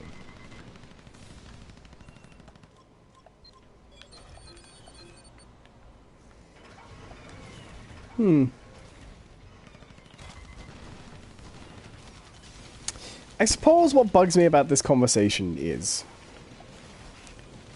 because I do find these conversations frustrating every time we talk about it. And I do legitimately find them frustrating. And what bugs me about it is, I don't care if you don't like it. Do you know what I mean? Because here's the thing. I was not expecting to like Souls games before I played them. Mainly because I have no patience for that so difficult shit. Do you know what I mean? You get good, bro. I just don't care for that. But I also don't find Souls games difficult in a sense. Do you know what I mean? I do find them repetitive and slow-paced. Your progress is slow. My progress is slower than most people because I'm not a very skilled game player. Like, I don't... Nor do I claim to be. Do you know what I mean? I play them. But my experience with Souls games when I played them was that they weren't actually what they had been... what they'd been incorrectly sort of hyped up to be, if you know what I mean. These incredibly difficult challenge machines that will punish you from start to... And I've never had that experience with them that's what they are. Except Dark Souls 2, which was made by a different team, and clearly kind of gets it wrong. But I do understand that what they are, which is not very hand-holding, sort of enigmatic, very mechanic-driven, slow-paced action RPGs, is not for everybody, right? And I get that. I totally get that. I completely understand that a lot of people are never going to be interested in a game where the idea that you will die a lot and it will take you a long time to pass a section is part of the fundamental gameplay loop. Some people just aren't interested in that because the feeling that you're just not progressing is frustrating to people, or the feeling that like you're saying, like the game is concealing things from you is frustrating to people. And I get that, right? And I don't ever expect the Souls games to be for everybody. Like, a guy I know was commenting in my Dark Souls stream I did the other day because I was testing the PS3 out, that he played it and he hated it because, it's so cheap because all the save points are really far away from each other, right? A lot of people don't like that. And I totally get that. But what frustrates me when I talk to you about it, more so than what other people, is, for me it's very obvious that they have a very set idea of how they want the game to feel. Which is, it's a game you play thoughtfully, deliberately, and slowly. And you take time, and you learn your routes, and you map it out, and you learn the game, and you learn everything in the game. Every door, every nook and cranny, things like that. Because you're going to need that. You're going to need to be really intimately familiar with the locations later on to know where your next route is, because you need to know which doors you've tried. Do you know what I mean? You need to get that familiarity to progress. It's a slow process. I don't expect people to like that, because it can be tedious, and it can be boring, and do you know what I mean? It's not for everybody, right? Okay. But that is a very specific gameplay loop they build into the Souls games, and have built into every single one, because people like it. and because each element of that experience reinforces one another, the gameplay elements work in harmony to create an effect which not everybody's going to like. But I don't see this incredibly cheap game you see of, oh, they've deliberately hidden the path, because I don't feel like that. Or they've deliberately made the lore as difficult to find as possible and confusing and it is ambiguous and it is enigmatic in a game, because it's a game you have to immerse yourself in and draw out of it what you have to do next, and it can be a slow experience, but I don't find this game that is deliberately pissing on people to extend the game as far as possible for cheap extra challenge. I find a game that is lovingly crafted to be experienced slowly and with a community gradually, because that message system's also part of it too. Although I've yet to play one early enough to actually fully enjoy that. But you know what I mean? I just don't see that game you see. I don't see a cheap, exploitatively designed game. I see a game where they've got a really, really refined, balanced system that people like, and they play to that. And every decision is made to reinforce that feeling of exploration and growing familiarity with what begins as an unfamiliar, alien, hostile place. But also to continue with that, because they're very Lovecraftian influenced, all of them, you know what I mean? Right. And so it's supposed to be to me, I think it's supposed to be a world that never feels safe. So you always feel like you're in some level of danger. You always have to engage with the combat. You're never quite sure where you're going next until you learn to master it, although you can eventually master it. But that you have to draw things out of the game, if you know what I mean. I don't mean in the sort of make your own fun sense. I mean you have to spend time in it to discover its secrets. You will face opponents early on that you won't even know how to fight. And that's the combat version of that, right? But you'll also get to bridges and doors and things you don't even know how to cross, or find effects, things that have effects on you you don't even know where to begin. But it's the same thing as the combat. It's the idea that you will gradually become stronger in this world, and gradually become more familiar with things, and gradually become more familiar with the lore. And also not just through one playthrough, but through many. And again, I don't expect that to be for everybody, but what you see as a cheap attempt to extend the playtime or add challenge by withholding stuff, I see as crafting a product where lovingly, carefully, patiently crafting a product where the idea is not to give you everything you want the first time you step into it, and to expect that things to come out in the game over time. That's how I see it, and I just don't see this very cynical version you see of it. And it's not about liking it at all. And that's okay. Like, that's fine if you don't see it the way I do. Like, to me, like, what I'm trying to get across here, it's imagine you're going to college, all right? Again, and you've decided to take on a major of a topic that you don't know anything about, right? So you go through the 4 years to finish your major, right? And you take the time, you learn the topic, you traverse your way through the academia, you do the homework, the assignments, you do everything like that. And then it comes down to your final dissertation, right? And you're ready to turn in your dissertation, and just as you're about to, a dog jumps through the window, grabs it out of your hand, rips it to pieces, and then jumps out the window again. Right?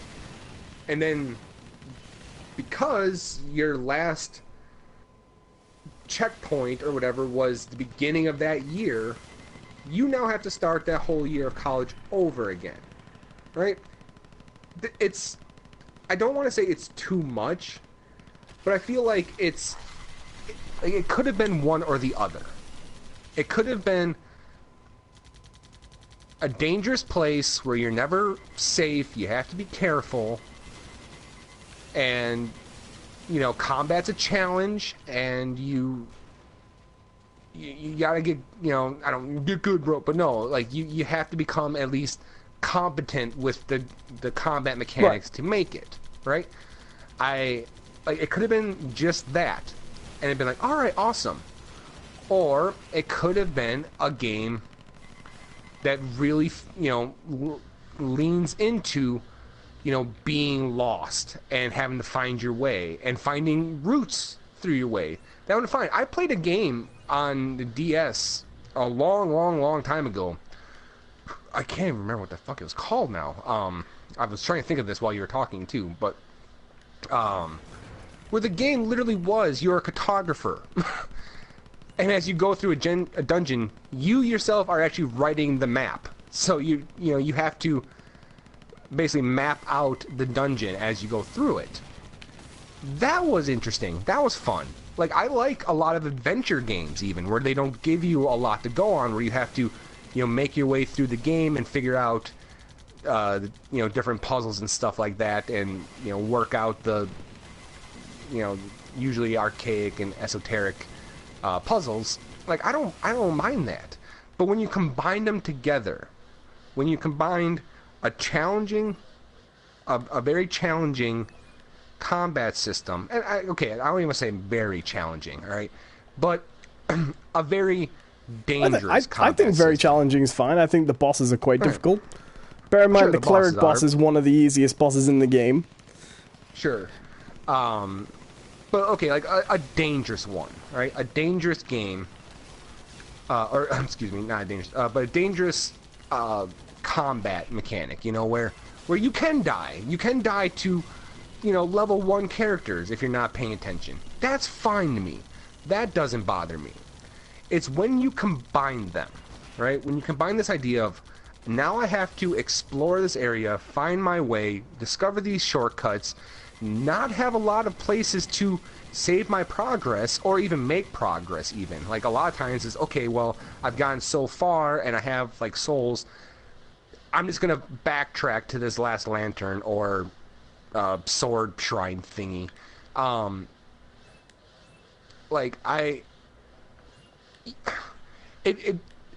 The give and take of it doesn't seem...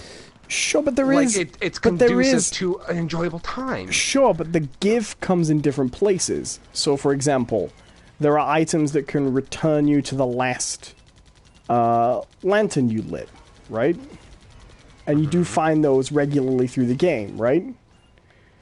There are items that, like, have you seen the Cold Blood? I think it's the Cold Blood Dew. They're items give you souls. That give you souls, and you find those as you kill monsters. So you can store those, and they don't reset when you lose. So the give comes in different places. You know what I mean? The give is there. And that's fine, but then you have to add the whole aspect of, okay, I can return to my lantern or whatever, but as soon as I do and I touch that thing, all the enemies spawn in again. Okay. So now I have to make that progress again. But do it. But would you acknowledge that the fact that you don't like that combination doesn't mean that the combination is inherently cynical or cheap, but that it's done because there are people who like that combination? And that's the product they wanted to make for that specific feeling. Because this is the bit I think we disagree on. I think that's the game they wanted to make, and because they wanted to make it, because that's the feeling they wanted the game to have, and I think that's what people like about it. Not the challenge, not the but the feeling of satisfaction when it comes from, and the feeling of vulnerability that comes from it. And the core loop of that, which I happen to really like myself.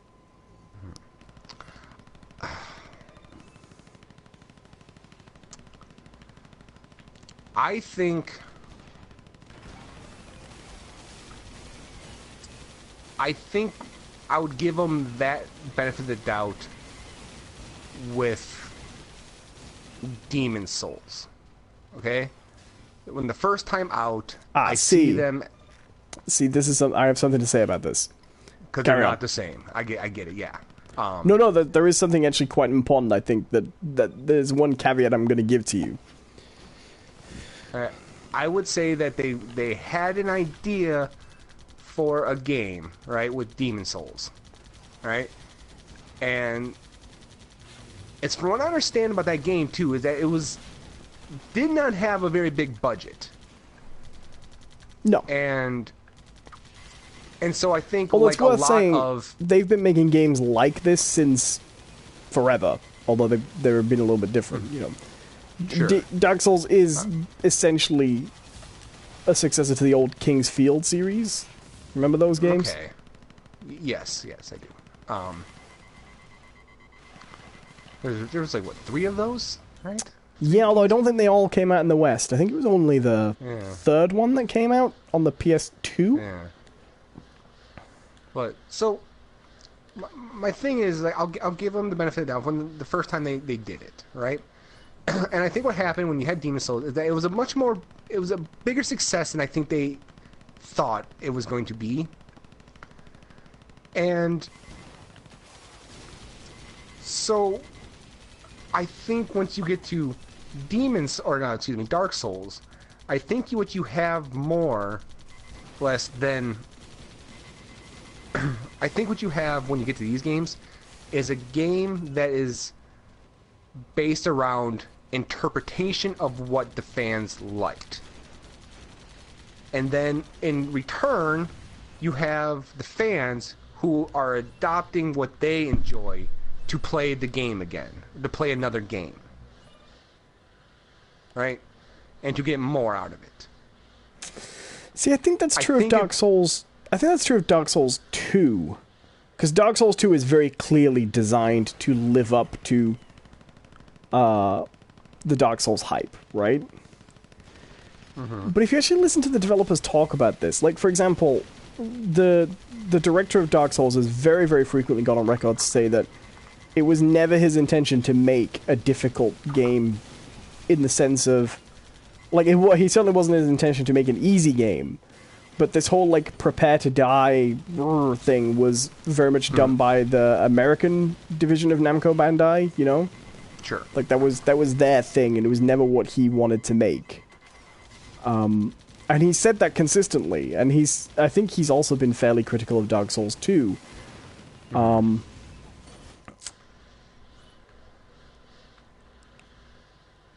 I just don't see that. But what I will say is,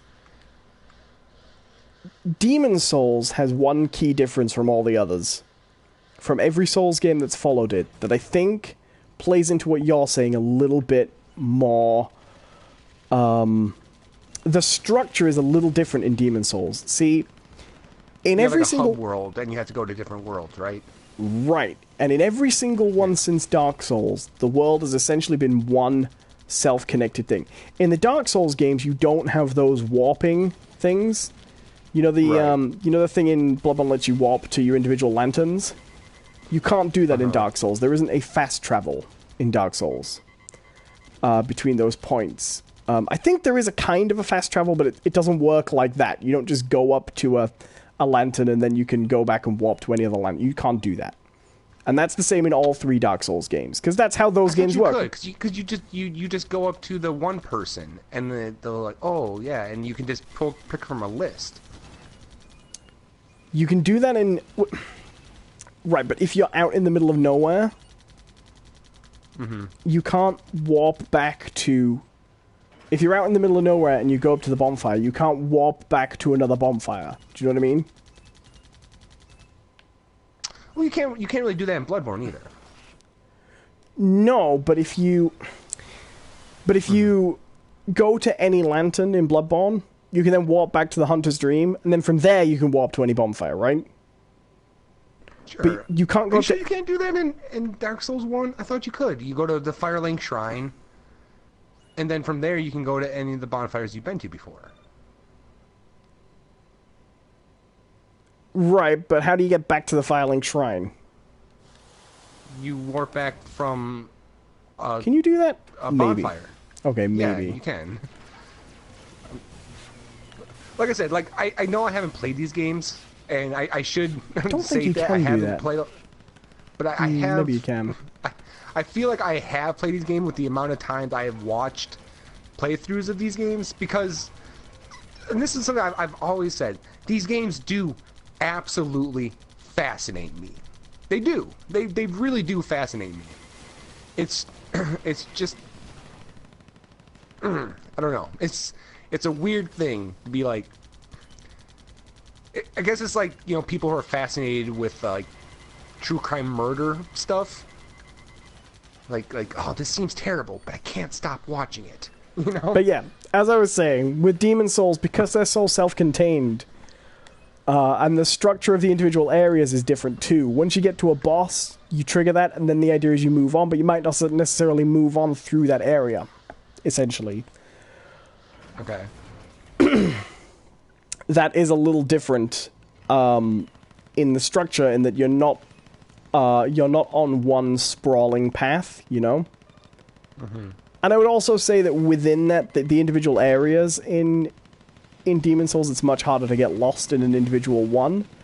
But you might not, for example, realize that you can't really progress at your current strength in a single... Like, for example, you can go do the first 2 bosses in the first area of Demon Souls pretty easily, but then trying to go straight through the first area to the 3rd boss is almost impossible. So you have to then fall back and go through a different door for a bit, you know? Mm-hmm. Although they're all pretty tricky after that point. Yeah.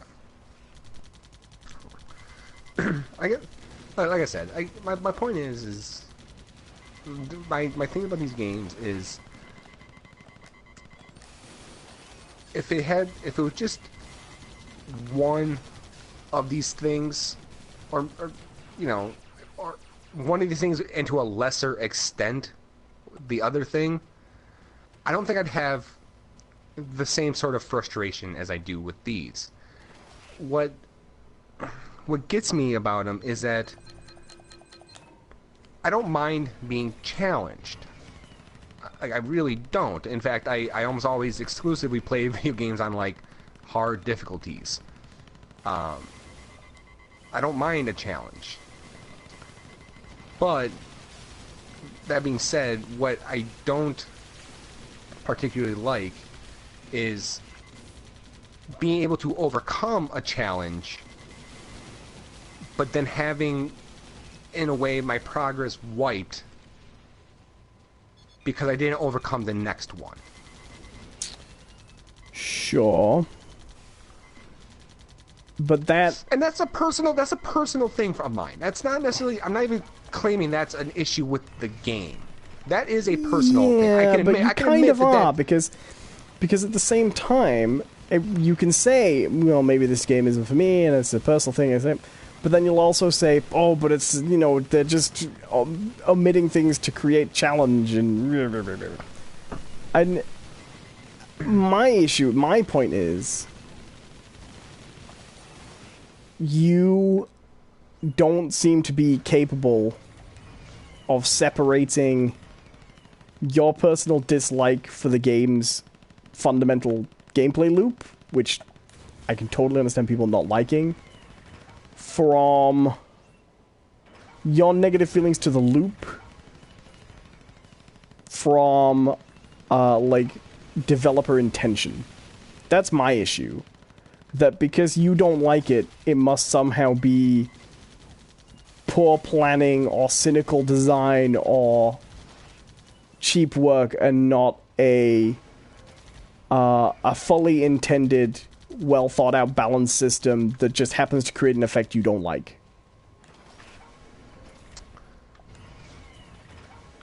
Okay. No, By that's well fine. balanced, I mean, well balanced is obviously subjective. I mean, a thoughtfully produced, intentional effect that just happens to be an effect you don't like.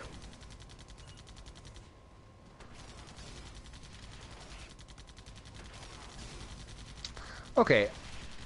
So... What I think like lends itself to my point about that, all right, is look, think about the first area of Bloodborne, all right? Okay. Now this Hello is to the first Blash, how you area. doing? I'm talking about the area between the Central Yarnum Lantern and the Cleric Beast, all right? I consider that kind of the first area. Right. The lantern Like on that top of the stretch. ladder that goes through to the road, then the streets with the guys in, up to the bonfire, Yeah. then through the side, past the door, past the crows, past the guy with the guns, along the bridge, Cleric Beast. Yeah, that whole space. Okay. All right. I consider that the first area.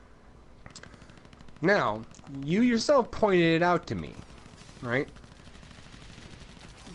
There's an enemy in that area that is very, very, very difficult.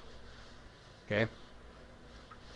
That guy with the cape and the guillotine saw thing. He looks like he come from a cover of Goosebumps. The guy with like the sack face.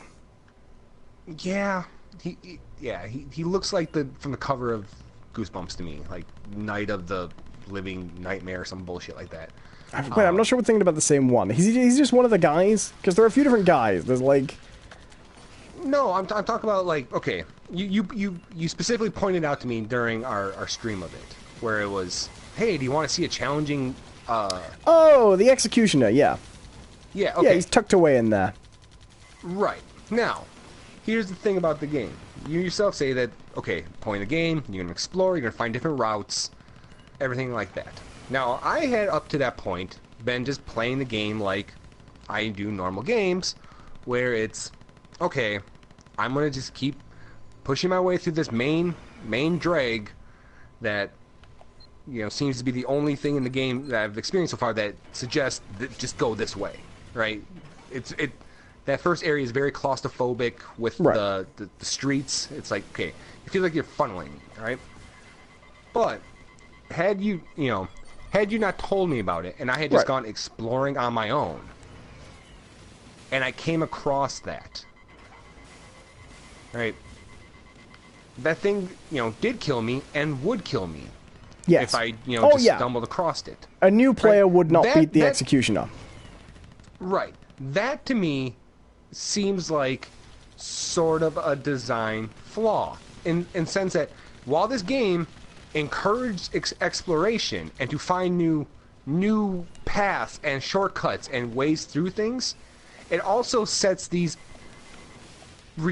very difficult and strong enemies right there to discourage it. Sure, but first of all, that enemy is very obviously not on the main path. And this is not the be-all and end-all of my point, right?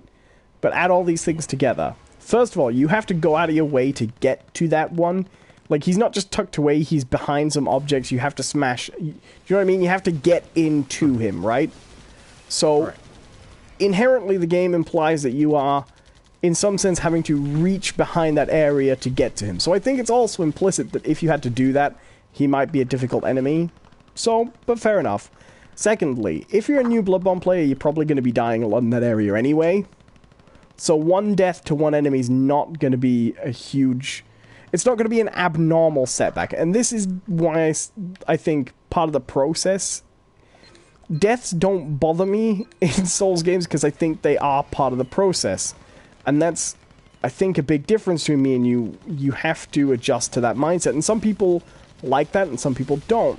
So just getting hit by that big guy isn't that much of a hindrance. To me, I don't see running into a slightly tough boss and him immediately killing you in Bloodborne or in a Souls game to be a punishment necessarily. The finding of that boss is not, oh god, I walked down here and the guy smacked me down. The effect that has on me is, oh wow, okay, I wonder how tough I'm going to have to get before I can beat one of those guys. Because you make your death part of the process. It's part of progressing in the game. That's another thing. I don't see deaths in Bloodborne to be a knockback. Loss of progress I do, but he's also not particularly placed somewhere where you're going to lose a lot of progress the first time you encounter him. The other thing is, it's a marker in that if you explore around, you are going to find him early on. This ties up to another thing that's nice about Bloodborne, which is the next time you encounter those executioners is quite further on in the game. There aren't a lot of them lurking around until you get too strong enough to fight them, right? So the effect of putting him there is that when you encounter one later in sort of their proper place in the game, you've actually advanced to the point where you find them, so it becomes a marker of how much stronger you've got. That's why he's there, I think. Do you know what I mean? That's the... Okay, so again, I don't see the I wandered in here and got a punishment that you see. But this is just going to keep, this is the crux of the, this argument, right? Is for the first time in our existence together, Owen, you and me, you are the optimist. Like, we are both interpreting the game. Sure. Right, but I mean, the thing is, you just happen to interpret it in a much more positive way than I do. Right, I like the game, you don't. I interpret some of these things as missteps, and you interpret them a lot as fully realized and intentional. Yes, because I think that's true. Just as I think it's true that some of these are just missteps. Sure. That are glossed over by, being a fan of a game. And I get that, and I get that that's the difference in opinion we have, but my issue is, and I no game is perfect, and I'm not saying Bloodborne is a perfect game, right?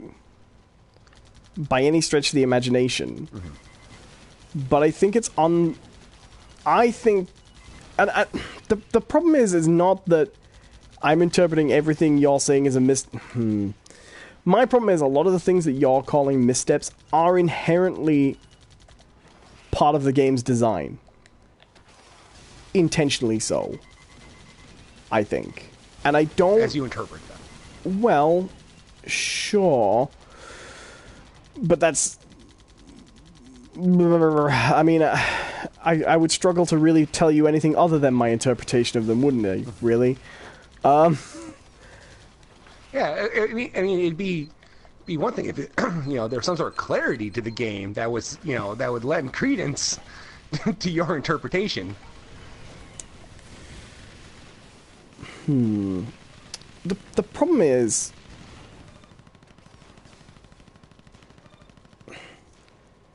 I don't think Bloodborne is supposed to be, or any Souls game, I don't think they're supposed to be brutally, punishingly difficult like people say they are. I think they're supposed to be not easy, if you know what I mean. I think as games, the philosophy is, a deliberate philosophy is, that the games don't help you, right? And I think that's what a lot of people interpret as difficulty, right? And I think that's what, most of the time, what your criticism... This is why I'm saying I don't think they're missteps, I think they're intentional design. And I guess my interpretation... My interpretation to this is... I feel like a lot of the frustration or challenge to the game... Like I said, I don't think it's brutally hard either. Alright? But I think a lot of the challenge of the game exists within frustration. Right. But that's because you find the game frustrating. Okay, fine. But what I'm saying is, people who like... Well... So I don't find the Souls games frustrating... Or, and this is another... Well, remind me, there's another distinction I want to get onto, actually, about this, which I think is quite interesting, that I've noticed among people who play Souls games. But I feel like the game doesn't help you. Absolutely. And I actually think the series has kind of been done a little bit of a disservice by people focusing on its punishing difficulty, which it doesn't really have. Do you know what I mean? Right, yeah, we've gone over that. But I feel like a lot of your criticisms of the game come from you faulting the game for something it is deliberately not attempting to be.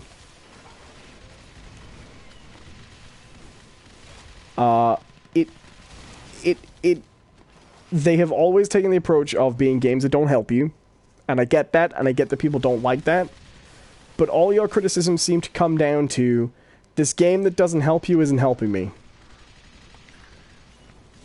No, it's actually kind of not that. Okay. My frustration of the game, a lot of it comes down to, this game's not helping me. That's fine. Alright? That doesn't bother me. Game not helping me, whatever. Alright? Every NES game and Super Nintendo game doesn't really help you. Alright? Like, there's no tutorial mission for Mario. There's no tutorial mission for Mega Man or anything like that, or Metroid. Okay. Right? And what's the distinction between this game and those games? I feel is that the distinction is that the Souls games and Bloodborne, one, don't help you, and two, find ways to frustrate you when you attempt to work it out yourself. Could you give me an example? Okay. Okay, my example is I think the mechanic of everything spawning back when you hit a lantern is in a sense punishing you for trying to figure out the game.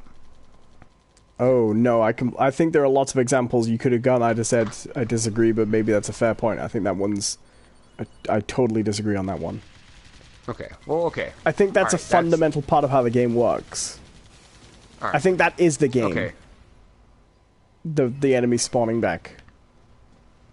Okay, or then... Alright, maybe... Okay, you know what? I actually agree. That is a bad example. Alright, the more I thought about it, you're right. That is a bad example. Okay. But involving the lanterns, I think the distance between them is a way of... Because even when you do find shortcuts, you're still talking about kind of a long distance. Well, it depends. I mean, it varies from area to area. Sure. What they don't want is, for example... I'm trying to think about some lantern distances I can think of. But the distances between lanterns do tend to be basically broken down into runs, you know? Mm-hmm. And they can be pretty lengthy, for sure. Yeah, and I think... And some are a real pain in the ass. I think that is a way of... maybe not punishing you, but adding a certain extra layer of difficulty onto... So let's take that example, right? Okay. Take everything about... Say nothing else changes about the game, right? Everything is the same. Mm-hmm. Okay? But now what's the... Let's ignore the very first lantern, because the first lantern's just there to spawn you into the area with the dog, just for you to learn your mechanics and fight the dog. But let's say from the lantern there to the lantern at the end of the cleric beast, right? Mm-hmm. Where would you put a lantern between those 2 points? And bearing in mind, usual design rules apply, so the lantern would be a relatively safe space too. So, you know, you can put it, you know, near the bonfire, and we'll assume that there's a safe area near there for the lantern to go. Where would you put it? I can tell you exactly where I would put it, because I thought about it. Okay. The fountain. The same place where you can you can summon Father Gascon or whatever his name is. Okay. I would put it there, because what that does is it breaks up two sections, right? You have the section where it's on top of the ladder through the bonfires, okay? Where you have a lot of enemies, but they're kind of cannon fodder, right? Okay. Right? And when you're starting, I can see that being very useful and cathartic, right? Okay, I just started the game. I'm going through this. I'm now learning how to use the trick weapons to attack large groups, and they have, you know, individual enemies as well. So now I know to use the trick weapon to attack single enemies as opposed to groups, right? And I get a decent amount of souls from them at early levels that I can level up a little bit, grind, and keep going. Now, the section from the fountain onwards, right, you have a little plateau where there's 3 dogs and a roaming group of lunatics, or whatever the fuck they're called, show up. You know, some of them have guns, some of them are those meat cleaver guys. And then you get to the bridge, and the bridge is 2 werewolves, an ogre, and dogs, right? And a couple of those, you know, cannon fodder guys, all right? It's quite a bit more difficult than that first section that you go through. Yes. Right? Especially with the werewolves. The werewolves are very difficult. The werewolves are a real pain if they see you. Yeah. That's why the best strategy is to just run past them. Right. Okay, yeah. That's not a strategy. That's avoiding something. Oh, no, I know, but early on, that is a much better way to get to the cleric beast. If you know it's there, which I didn't the first time I fought it. So, and that's what I mean. Like, that I think should be broken up. If you want to just spend the time and just go through that first few streets where it's just hordes of those, you know, people with pitchforks and stuff. Okay. Fine, you get enough gold. But you should also have that secondary option where these guys aren't really giving me a ton of souls anymore, as opposed to what I need. So I shouldn't have to just hack and slash my way through them to get to the ones that are actually going to benefit me more. Okay. Right? But if there was a lantern there, yes, you wouldn't have to hack and slash through those guys anymore. That would make the game substantially easier. But as I say, I don't think it would make it easier, because you still have the challenging enemies to deal with. All that does is eliminate tediousness, unnecessary tedium. But it would also necessitate, for example, if you did want to grind, you'd almost certainly have to fall back, or it would then be too easy to. The option. But then it would be too easy to grind also, because what you could do is you could just kill that ogre over and over again. Which I'm just trying to think about the various implications that would have. Okay. None. It would just eliminate tedium. But you also kind of have. But you do kind of have a lantern there, because they've got the lantern, or is that after the white fog? Because there's the lantern. After. Is it? Okay. It's after. Well, there's the lantern when you hit the white fog. Okay, maybe not. No, that lantern does not appear until you kill the cleric beast. I know which one you're talking about. But. Not the one under the cleric beast, though. No, you still have to get through that area, though. And isn't there one in the sewer? No, there's not, because I looked. Okay. Well,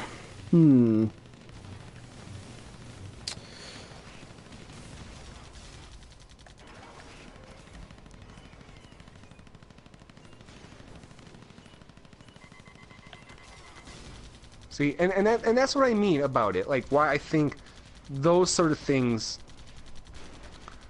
Now, when I say they're a design misstep, I don't necessarily mean that they are mistakes. I do believe that they are intentional, but I think that what their intent to do with it doesn't really hit.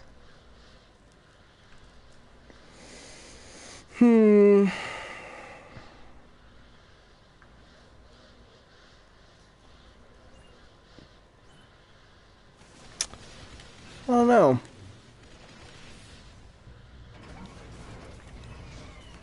Fair enough. I'll tell you, my experience with that first area is, okay, I went through the area a handful of times. Then I got very, very good at getting through that area. And so I ended up getting complacent with it. And then when I got a good run going, then I kind of fuck it up. And I die to a really insignificant enemy.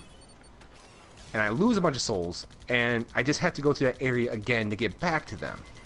And it's a certain amount of repetitiveness filled with enemies that necessarily don't really do much for me, that it just feels like that whole area, those first two streets right up to the bonfire are just kind of there to make your progress a little slower. Well, I mean, that area is your tutorial area. Really. That's where you're first learning to fight monsters. Because the first monster you fight is obviously the dog. And you have to learn enough to get past the dog, really. I mean, you can rush the dog, but, you know, you have to figure out the dog, right? Okay.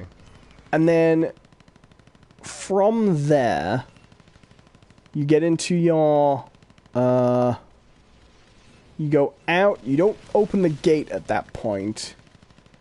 You fight the guy, you do the ladder, and then you go up the ladder, and that's when you're into that main run, right? And that main run consists of, like, you can tell it's a tutorial area, because the first thing is a guy that smashes out, but he smashes out really early on, right? So that's, by the way, people are going to jump out at you, right? That's your first lesson. And then the next few enemies you fight are a guy with one of those wooden shields, so you're going to have to learn your timing a little bit. And then there's a guy who attacks you with a sword. And then it's the stairs, which is where you'll meet your first group. And that's when you really have to start paying attention properly, I would say. Yeah. And then from there, there's kind of two routes, right? Like, there's a relatively safe route, but you're going to encounter people who will jump out at you. And then there's a very busy route, but if you take the safe route, people will also come behind you as well, which I think is to kind of let you know they're not going to stick to their set areas. If they see you, they will follow you, you know. So that's kind of... It is kind of a tutorial run. And so I guess you're probably right. Putting the torch after there wouldn't be too much of a problem. But then in other areas, it would be kind of a strange... Like, the next area, after that, after the bridge, around about the area where you hit the guy in the chair, you know? That area isn't a linear section, it's more of a loop, you know? Yeah. So you couldn't really break that down, but when you do get past there, I think there is a torch, so... Yeah, there is. Well, no, there's not. Because what I was, like, the way I ended up going is I had come across all these dogs in cages. Oh, yeah. There is a torch there, though. Not that I saw. Oh, maybe it's the other side. The problem with that area is it's very symmetrical, so there's one section of things on one side and one section of things on the other side. And I think there is a torch over on the other... There is a torch around those rooms. Definitely. There is a torch in that section. For sure. And then there's another one... Ugh. God, I can never remember.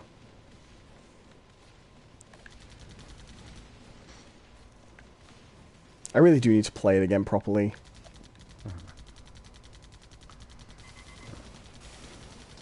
Yeah, and, you know, there. That's what I would say would be your challenge if you were to play that game again. Like, I would actually like you to play the whole game again and just consciously think of where you personally would put torches. Not where the game put torches, where you would put torches. But wouldn't you also argue that torches always being a little bit further than where you'd personally like them is part of the feeling they're going for? And that feeling is not frustration, that's a feeling of vulnerability. You personally might find it frustrating, but the intention is the same as the the ink ribbons in typewriters in Resident Evil, right? Because here's the thing. I find the ink ribbon typewriter thing incredibly frustrating, right? But I recognize and respect why they did it. And I don't consider it to be a... I think it's a design in a genre of game I'm not overly fond of. That doesn't work for me. But I understand why they did it for people who like those games. I think the difference being is, to me, it's two completely different aspects of gameplay. It's the ink ribbon issue is there's no shortage of typewriters.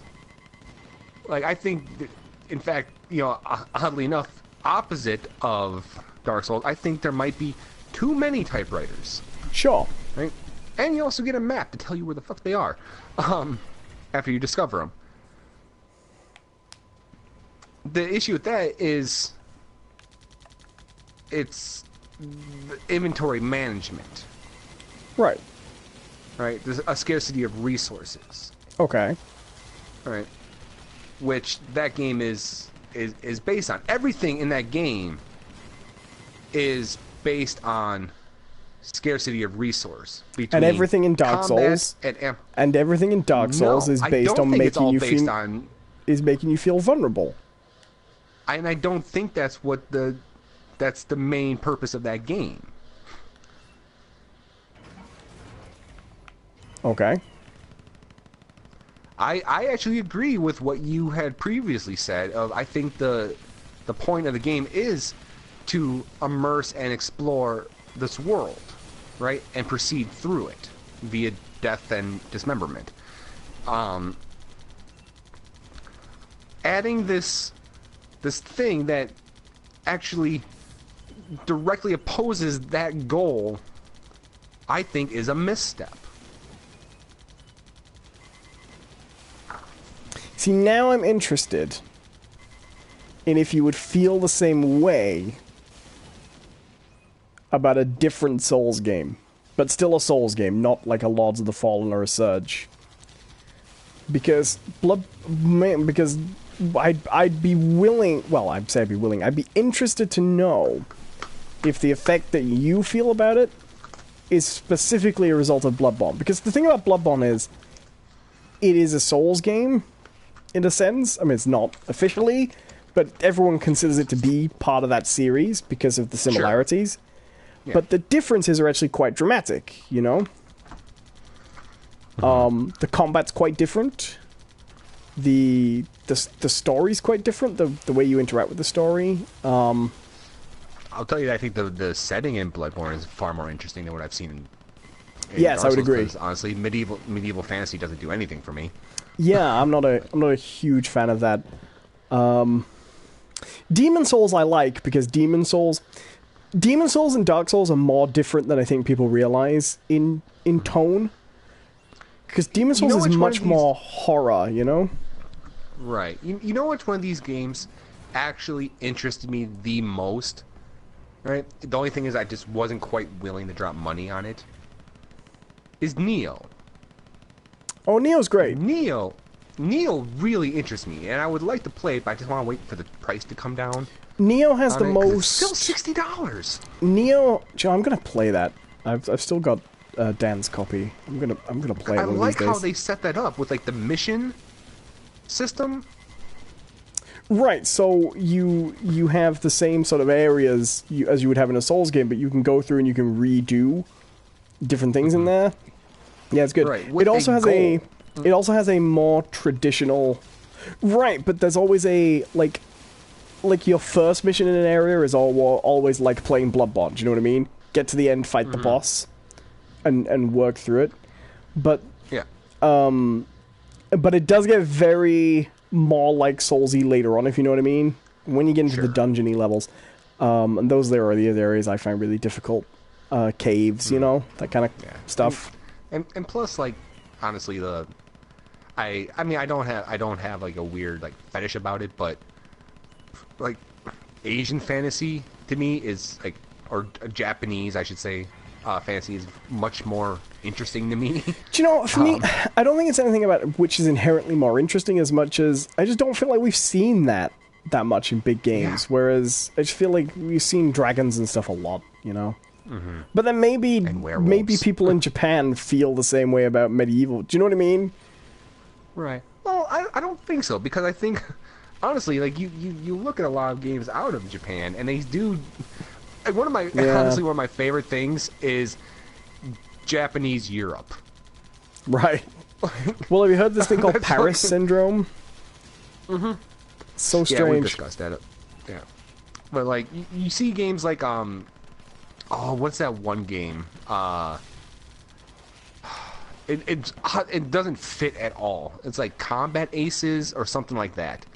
But it's an airplane game that has this really deep, like, anime story to it, but it's all set in like this kingdom that's oddly European, like, and it's just ridiculous. Oh, I can't remember exactly what it's called, but it's like all the you fly these planes, and they're kind of like sort of steampunky planes, but they look as if, okay, had the monarchies in Europe not faded away. Is it a bit like a flight version of that really anime World War II tank game? What's that one called? Yeah. You know the one I mean, though, right? Are you talking about It was a fairly big game. I know what you're talking about too. It's a tactic game. Yeah, but it's a World War II anime RPG set in Europe. Yeah. No, what is that one called? I love anime Europe. Yeah. Like, I mean, like, think about, like, Howl's Moving Castle. That's what I mean. You know, like, that sort of thing. That's very... Yeah. No, Neo was good. I liked, I really like... Oh, Valkyria Chronicles. There we go. That's the one. I really liked the combat stance system in that, actually. It added a little bit of... Because what really worked for me about Neo, which is something that The Surge and Lords of the Fallen didn't do, is Neo copied Souls' leveling structure, sort of, if you know what I mean. It copied a lot of Souls' game structure, but it didn't copy Souls' combat. Okay. Really. So it doesn't feel like that to play. It feels different, you know? Mm-hmm. Like, I don't think Neo has... up here. Yeah, sorry, we're just chatting away, aren't we? Yeah. Well, I never got into a game. I never finished it. I'm still playing the same game, you know? It's been going 2 hours, 26 minutes. And I haven't managed to... Yeah! Yeah, I never managed to just take all the bases. Every time I get one... You don't need to take all of them. What do you do? How do you win? There's an enemy base at the other end of the map. Just fly straight up to the opposite end of the map, and there's one there. So get the ones closest to that, and just start spawning your shit there and dropping them off on the base. Do you know what? I was playing it like a conquest mode. Well, you won't let me do the tutorials, Jonathan. I figured it would be kind of straightforward. I'm sorry. It's not. It's very elaborate. I want to see if I can do it now before we end the podcast. We've got to stay. Till I do it now. We don't. Okay, you know what? Actually, probably, like, honestly, really sort of helped me with, like, Bloodborne. A sense of taste. I'm sorry. I'm sorry. I couldn't resist.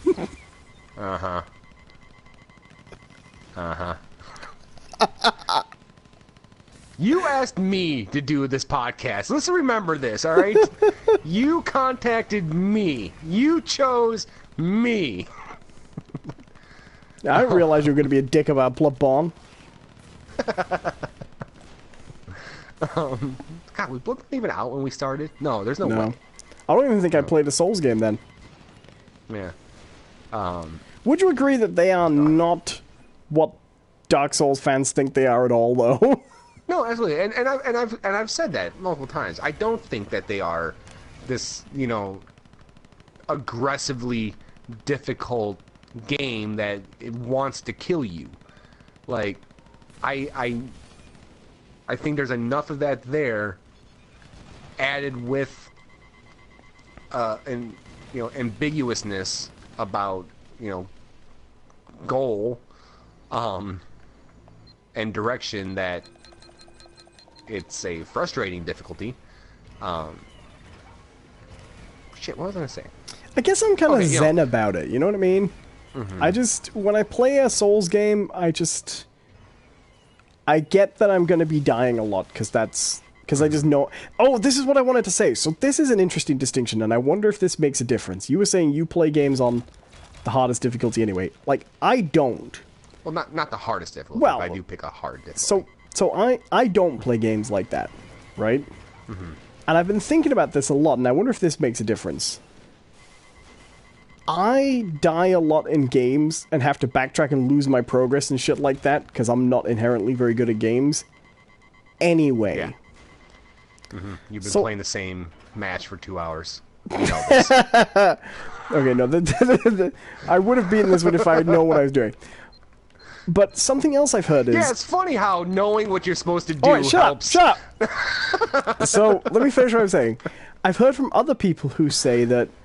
Like, I know that people who generally think of themselves as being bad at games the way I do, I've often heard them also say things like they find different bosses in Dark Souls difficult to people who are generally good at games or play a lot of action-based games. Like, I don't play a lot of melee combat. I don't play a lot of games with combos. Do you know what I mean? And so I wonder... And I also know a lot of people who are not good at lots of different games who also really like Souls and Bloodborne. And I wonder if the part of the difference here is actually that, as someone who enjoys games a lot, but like perfectly happy to admit, I'm just not that great. I'm not that great at them. I've never enjoyed playing them on hard difficulties, and I've always been, okay. But not amazing. Are you suggesting my problem with Bloodborne is a pride thing? No. I'm saying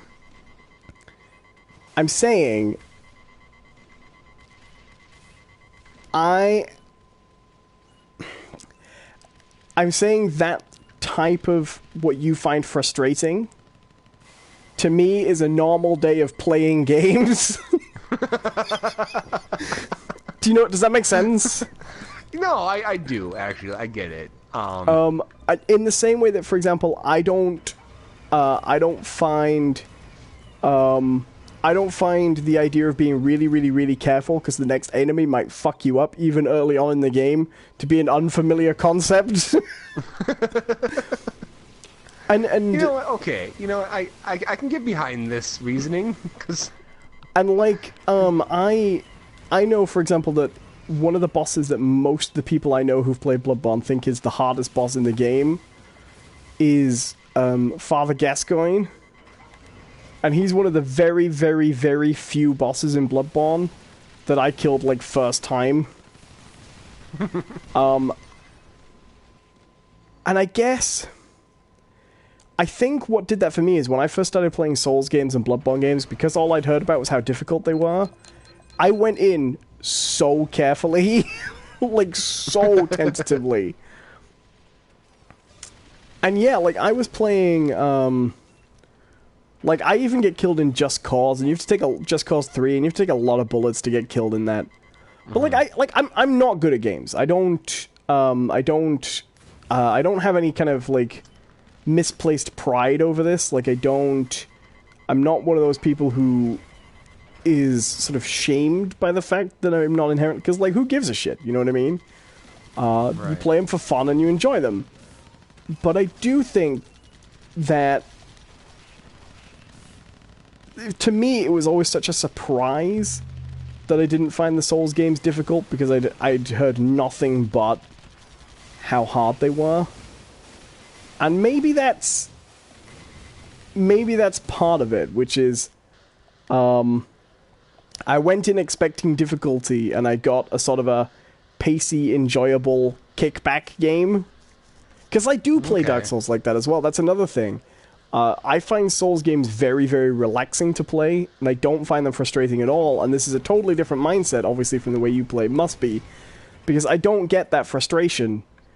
Because very often I'll be like, alright, well, I'm just going to sit here, and I'm going to be doing this run, and if we get a little bit further today, that's great. But if we don't, we'll accumulate some souls and buy some levels.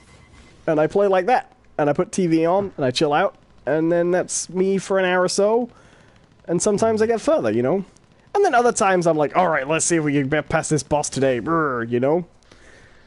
But I just don't... I don't get frustrated with them, really. I do if I've been knocked back a while, but... I think this is why it's so difficult for me to understand your point of view, and probably why it's so difficult for you to understand mine. I guess why we butt heads on this is... I just don't... I don't take getting killed as a setback in that game. I just don't. It just doesn't hit me like that. As soon as I embraced the idea that that's just You're the process. Well, sort of, kind of, yeah. As soon as it was just accepted that yes, this is how the game works, and you're gonna die a lot. Dying just didn't become a setback to me. Each run just became practice to perfect the run. And I sort of think of it like...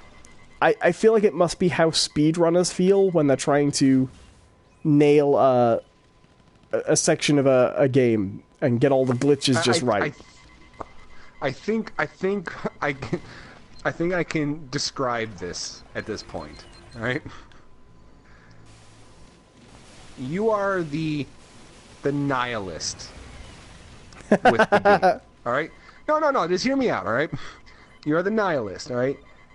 Death isn't really an issue for you because in the end it's going to happen and so forth, right? It's inevitable. You know, the death is inevitable. That's what's going to happen. No other way around it. So I'm just going to move through area until it happens, whatever. And if I can make one little permanent switch, it's been a good day. Right. And I think about that when I'm playing Souls a lot, actually. That's more existentialist, then. Okay, that's more existentialist. All right, the death is inevitable to you, so finding a little meaning in finding a new path is the enjoyment of the game. That is absolutely how I play Dark Souls. I will often, in fact, if you go watch my old Let's Play of Dark Souls I did on the PS3, you'll often hear me say, "This is what the game's all about. If you can get through a run and just make one permanent change." One thing that isn't gonna switch when you go back, you've made a good day. So, like, if I could just get...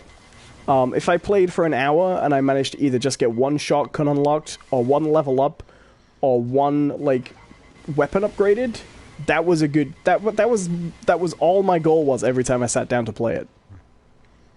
Okay, so yeah, you are the existentialist with Dark Souls. I am the straight-up Albert Camus...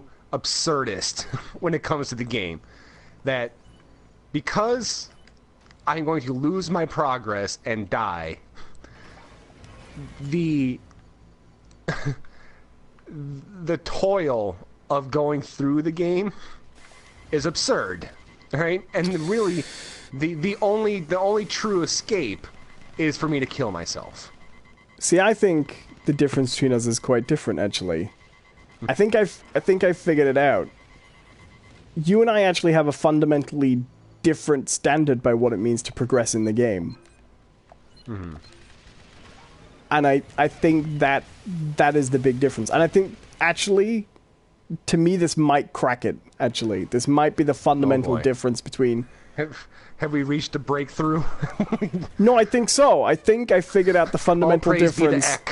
No, I think I figured out the fundamental difference between people who might enjoy Souls and people who don't. I think there's obviously an adjustment period because it is a little bit different to other games, but I would say the difference is the people who like it see any permanent improvement as progress, basically. Anything you can you can hold on to past another reset. Like Majora's Mask, right? Any one thing you can do that survives past a reset is a permanent bit of accomplishment, right?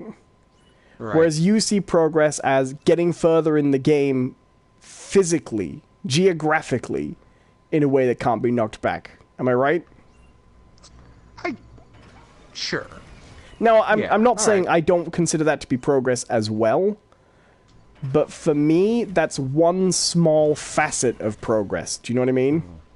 Whereas I think anything else that doesn't change is progress for me. So any weapon upgraded, any level up, and I think that's probably a key difference.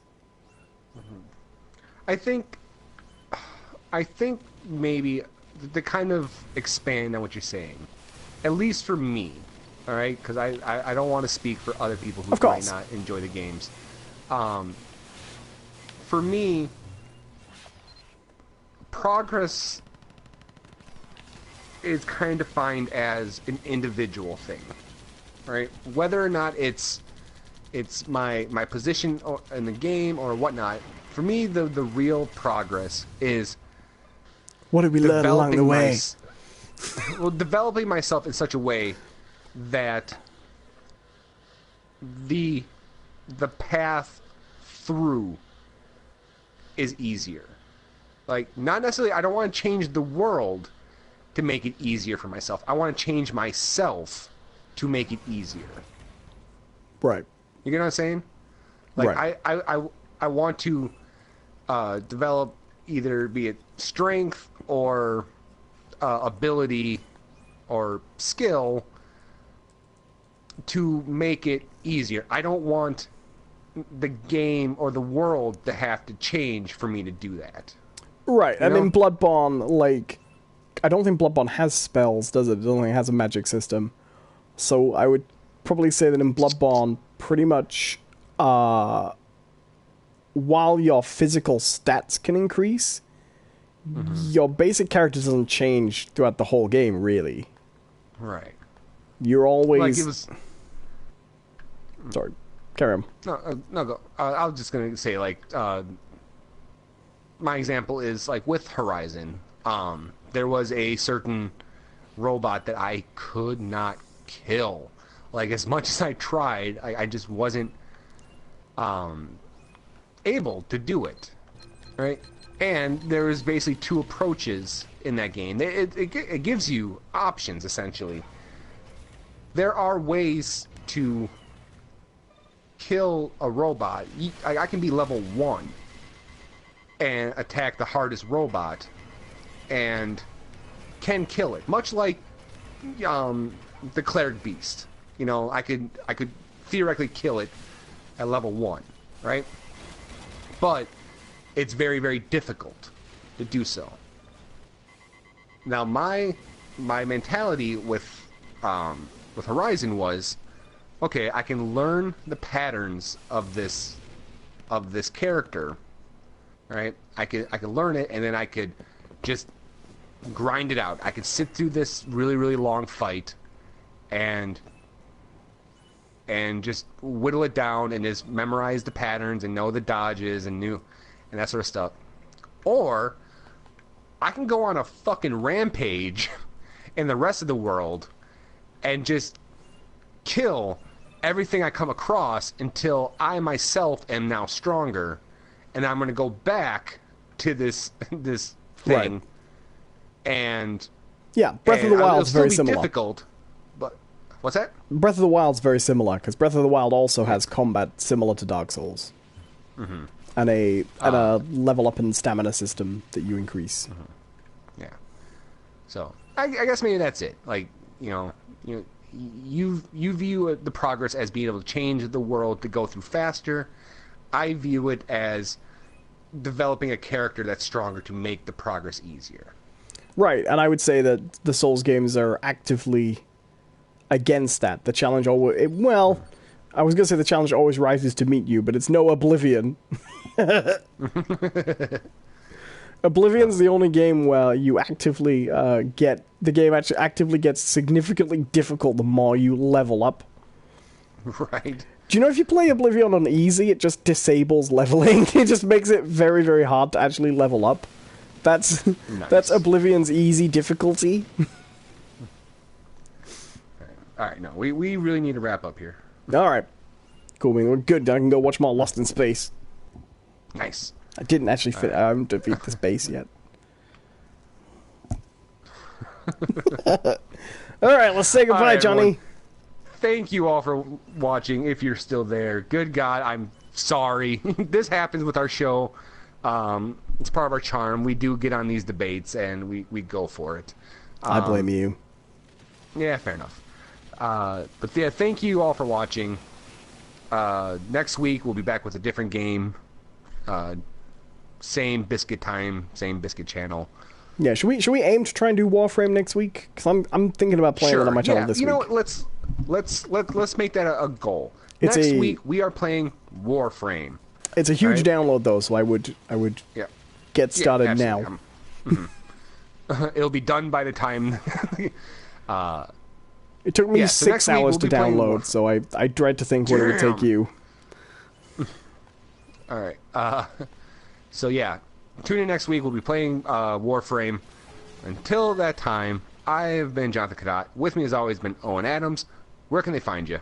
By going to my YouTube channel, youtube.com/Owen Adams. Awesome. And you can find me on my Twitter, which is @JohnCPerson, Jon, the letter C, person. And all my other content is here on this channel. So thank you all for watching. And until next time, have a good one. Bye-bye!